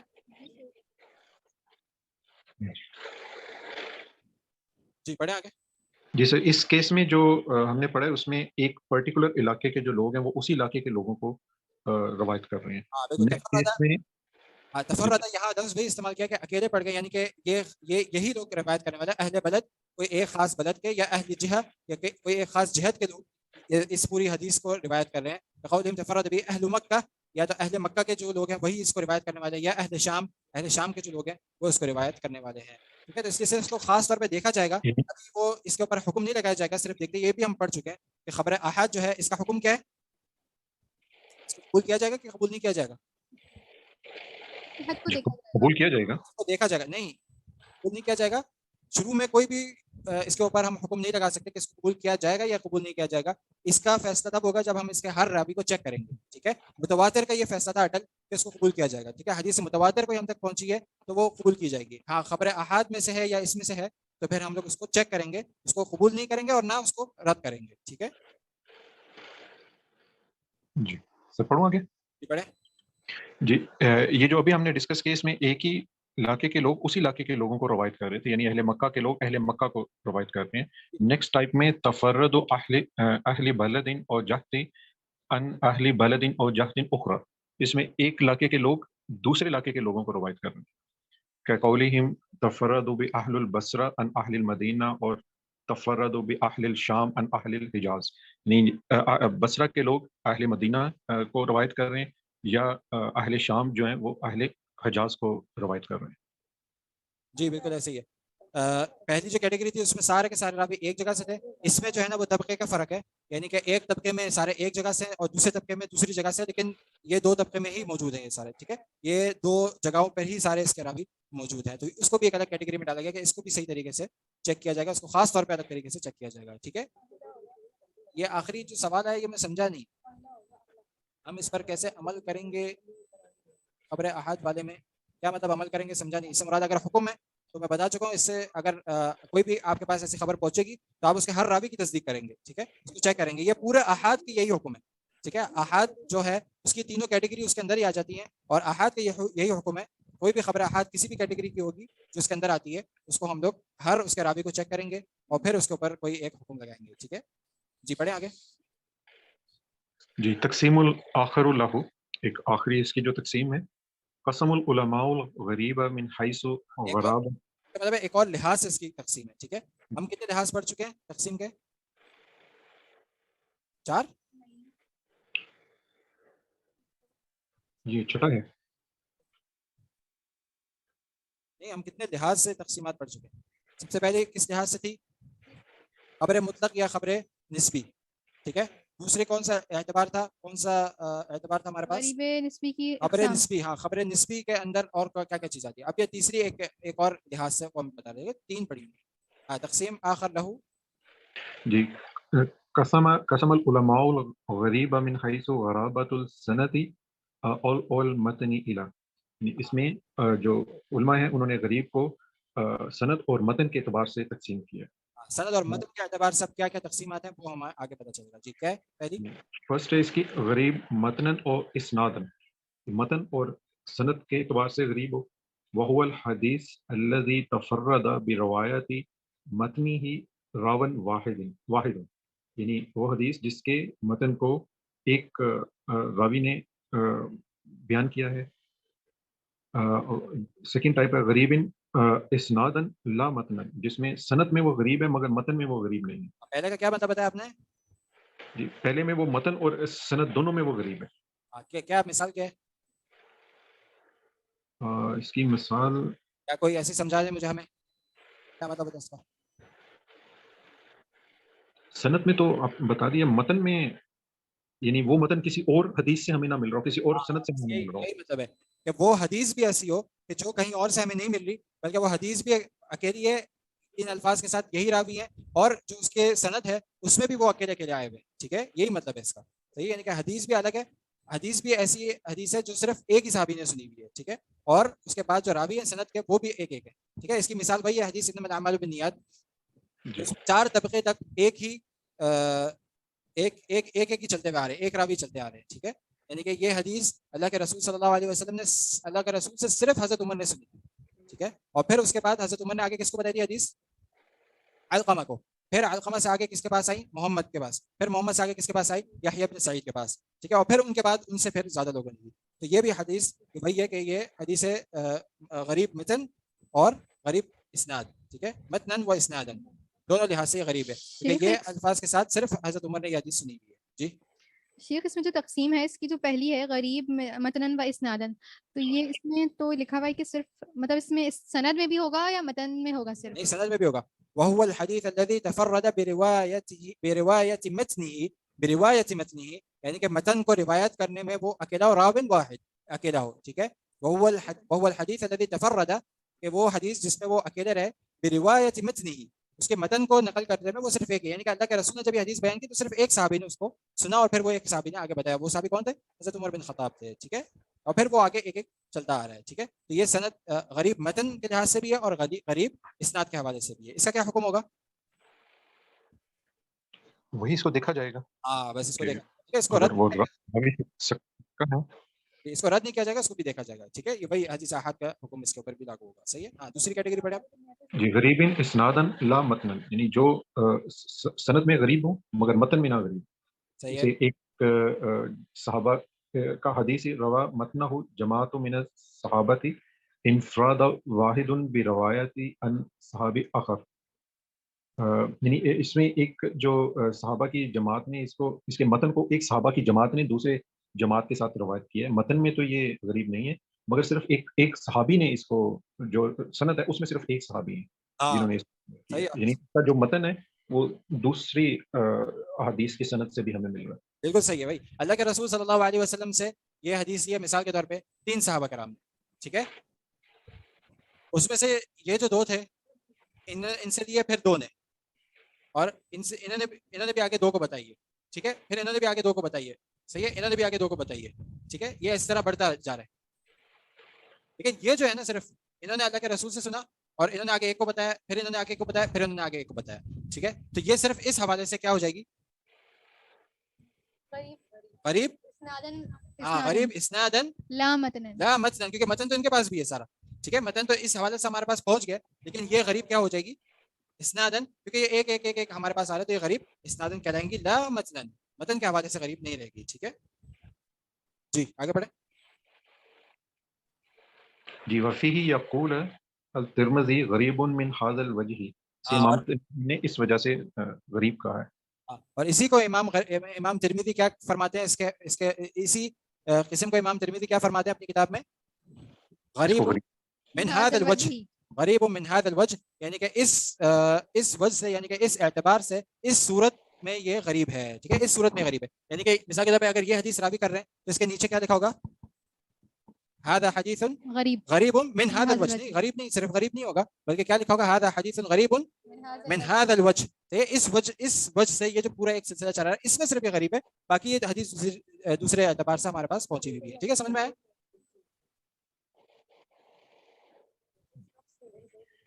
من مزان الغریبی, تو یہ مزان کا کیا مطلب ہوتا ہے؟ انما الاعمال بالنیات جو ہے یہ حدیث غریب ہی ہے, ٹھیک ہے, یہ بھی حدیث غریب ہے, صحیح ہے, یہ حدیث غریب ہے, لیکن وہی میں جیسے بتا چکا ہوں کہ اس کے اوپر ہم کوئی شروع سے فیصلہ نہیں لگائیں گے. ہمیں یہ پتا چلا, ہم نے ایک ایک راوی کو اس کو چیک کیا, تو پھر ہمیں پتا چلا کہ یہ واقعی صحیح حدیث ہے, اس لیے امام بخاری اور امام مسلم اس کو اپنی کتابوں میں لے کر آئے ہیں, ٹھیک ہے. تو یہ وہ حدیث ہے جو سب سے زیادہ مضبوط ہے, لیکن یہ سند کے اعتبار سے یہ حدیث غریب کہلاتی ہے, ٹھیک ہے.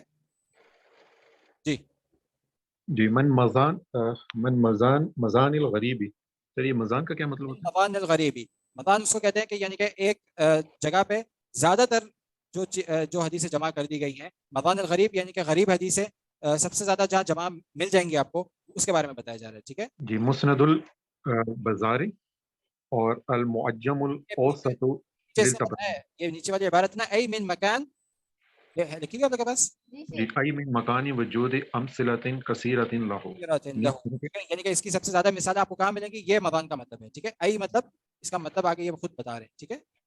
کہاں ملیں گے, مسند البزاری, امام البزار, ٹھیک ہے, مسند ان کی جو مسند ہے, امام البزار کی جو مسند ہے, انہوں نے اپنی مسند میں یہ ساری غریب احادیث, زیادہ تر غریب احادیث ان کی کتاب میں آپ کو مل جائیں گی. دوسری المعجم الاوسط للطبرانی, المعجم, یہ امام طبرانی کی جو معجم الاوسط, امام طبرانی کی 3 معاجم ہیں, کون کون سی ہے, صغیر, صغیر, کبیر اور اوسط. صغیر, کبیر, اوسط. جو اس میں سے اوسط والی ہے اس میں آپ کو اکثر بیشتر جو حدیثیں ملیں گی, بہت زیادہ مثالیں اس کی مل جائیں گی. کون سی حدیث ہوگی, حدیث غریب کی, آپ کو وہاں سے بہت ساری مثالیں مل جائیں گی, ٹھیک ہے. اب آخری کیا ہے, اشر المصنفات فیہ, جو مشہور, اب وہ کتابیں بتا رہے ہیں جو لکھی ہی اس کو مد نظر رکھ کے لکھی گئی. کون سی کتاب ہے, غرائب مالک للدار القطنی, امام الدار القطنی, ٹھیک ہے. غرائب ہے, انہوں نے یہ کتاب لکھی ہے, اور اس میں امام مالک کی جو وہ حدیثیں ہیں جو غریب ہیں وہ اس کو سب کو جمع کیا ہے, ٹھیک ہے. جی الافراد دار القطنی ایزن, یہ بھی دار القطنی کی ہے. الافراد اس نام سے ان کی کتاب ہے, انہی مؤلف کی کتاب, ایک اور کتاب ہے جس کا نام ہے الافراد, ٹھیک ہے. اور ہم پڑھ چکے تھے افراد, افراد کس کو کہتے ہیں, جس میں ایک راوی ہو. ہاں, اور نہیں کرتے. افراد ہم پڑھ چکے تھے, کس کو کہتے ہیں, ابن حجر کا اس میں قول بھی ہے.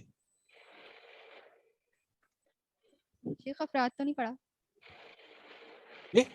افراد نہیں پڑھا, افراد نہیں پڑھا, فرد پڑھا تو تھا. تسمیہ ثانیہ لہو, اس میں آیا تسمیہ ثانیہ لہو کیا ہے, هو الفرد. کچھ علماء نے یہ فرد قرار دیا ہے کہ یہ ایک ہی ہوتا ہے, یعنی کہ فرد اور غریب ایک ہی چیز ہے, اور کچھ نے اس میں سے اختلاف کیا ہے. اور اس میں ابن حجر کا کیا قول ہے, اس میں ابن حجر کا قول یہ ہے کہ یہ ایک ہی چیز ہوتی ہے, لیکن جو اس کو الگ الگ استعمال کیا گیا وہ کس حوالے سے کیا گیا ہے کہ فرد اس کو کہتے ہیں کہ جو فرد مطلق جو ہوتا ہے اسی کو فرد کہتے ہیں, ٹھیک ہے. اور غریب کس کو کہتے ہیں؟ جو فرد نسبی ہوتا ہے. ٹھیک ہے. فرد مطلق کس کو کہتے ہیں؟ تو غریب مطلق ہوتا ہے.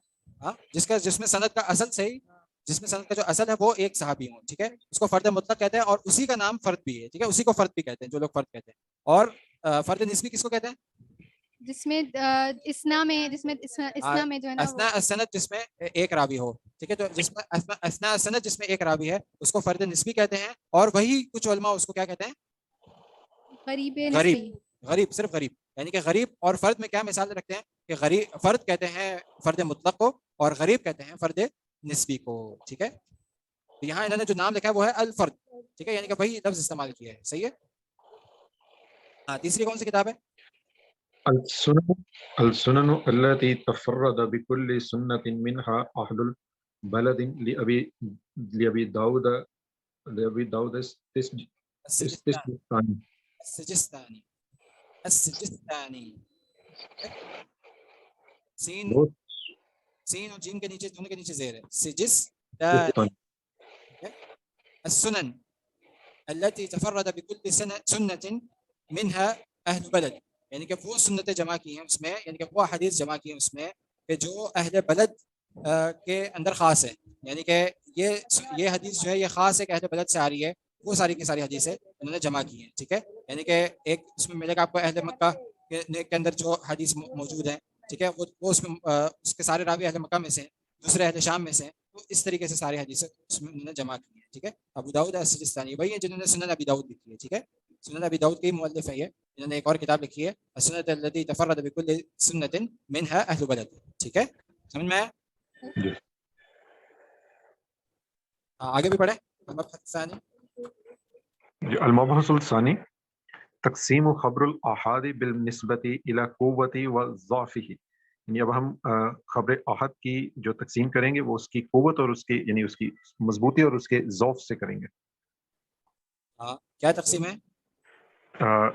ينقسم خبر الأحاد من مشهور وعزيز وغريب بالنسبة إلى قوة وضعفه إلى قسمين وهما مقبول ومردود. مردود. ٹھیک ہے. کیا مطلب ہوا اس کا؟ جی اب ہم اس کو پہلے تو ہم نے جو ہماری سند کے اندر راوی تھے ان کے نمبرز کے حساب سے ہم نے اس کو تقسیم کیا تھا مشہور اور عزیز اور غریب میں. اب ہم اس کے جو اس کی ایکسیپٹیبلٹی یا اس کی کہ اس کو قبول کرنا ہے یا اس کو ریجیکٹ کرنا ہے اس اعتبار سے اس کی دو قسمیں ہوں گی. اگر ہم اس کو قبول کریں گے تو وہ مقبول ہوگی، اگر ہم اس کو ریجیکٹ کریں گے تو وہ مردود ہوگی. احسن. بس یہی اس کا مطلب ہے. ٹھیک ہے.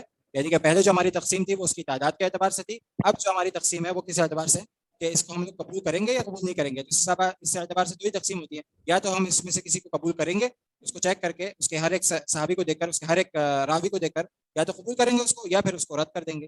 ٹھیک ہے. یہ دو ہی اس کی اقسام بنتی ہیں. پھر اگلی دفعہ انشاءاللہ ہم اس کی تعریفات بھی پڑھیں گے. ہاں کسی کا کوئی سوال ہے؟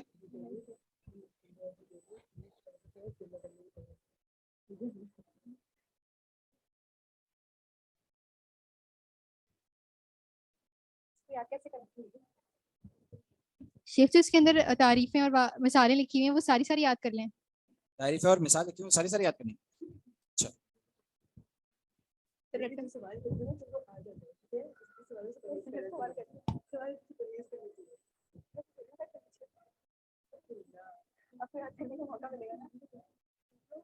قرآن کریم میں وہ آتی ہے نا لا تسألوا عن اشیاء ان تبد لکم تسؤکم. ایسے سوال نہ پوچھے جس کو جواب دے دے تو پھر آپ کو ہی نقصان ہوتا ہے. ٹھیک ہے. بس نارمل اقسام زیادہ اقسام اس کی تعریف. ٹھیک ہے. اور اس کی شروط. ٹھیک ہے. اور خاص طور پہ ایسی چیزیں جو فرق کرتی ہیں. مثال کے طور پہ آپ لوگوں کو ایک چیز میں بتا دوں یہی جیسا آج کے درس میں ہم نے پڑھی کہ اوپر والی جو تقسیم ہے وہ بالنسبت الی شخص معین. ٹھیک ہے. یہ جتنا آپ اس کتاب کو ٹھہر کے پڑھیں گے ایک لفظ کو سمجھ کے پڑھیں گے تو آپ کو سمجھ میں آئے گا اچھا یہ شخص معین اوپر اقسام ہے نیچے الی شیء معین ہے. اس کے اوپر زیادہ توجہ دینی ہے خاص طور پہ. ٹھیک ہے. سوالات انہیں میں سے کچھ آئیں گے انشاءاللہ. اور کوئی سوال تو نہیں ہے؟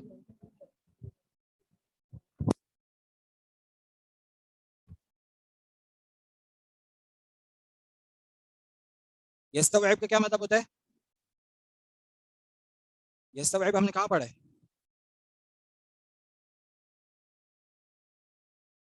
یستوعب کا مطلب کیا ہوتا ہے؟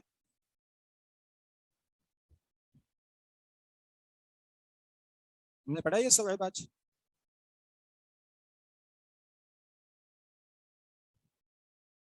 آج نہیں پڑھا. یستوعب کا نارملی مطلب ہوتا ہے آپ اسے سمجھنا، اس سے فائدہ نکالنا، یہ سارے معنی میں آتا ہے. ٹھیک ہے، آپ اس سے سمجھنا اچھی طریقے سے، اس سے فائدہ نکالنا، اس معنی میں آتا ہے. وہ پھر عبارت دیکھ کے پتہ چلے گا پوری کہ کیا کس بارے میں بات ہو رہی ہے.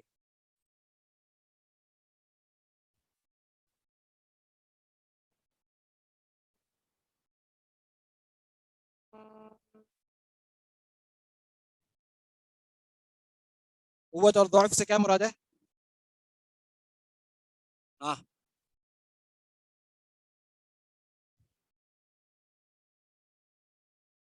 نہیں، یہ مراد حافظہ، یہاں مراد حافظہ نہیں ہے.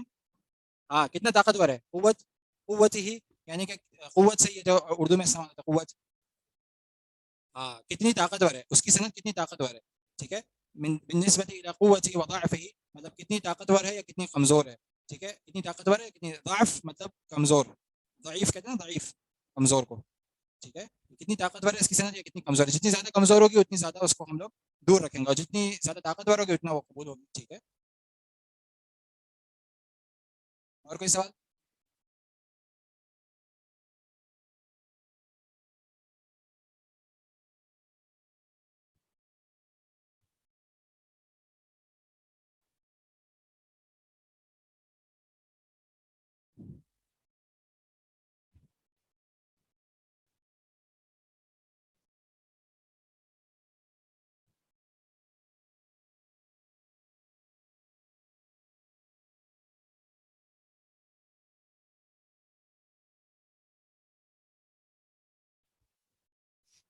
ٹھیک ہے، سبحان ربک رب العزت عما یصفون وسلام علی المرسلین والحمد للہ رب العالمین. السلام علیکم و رحمۃ اللہ.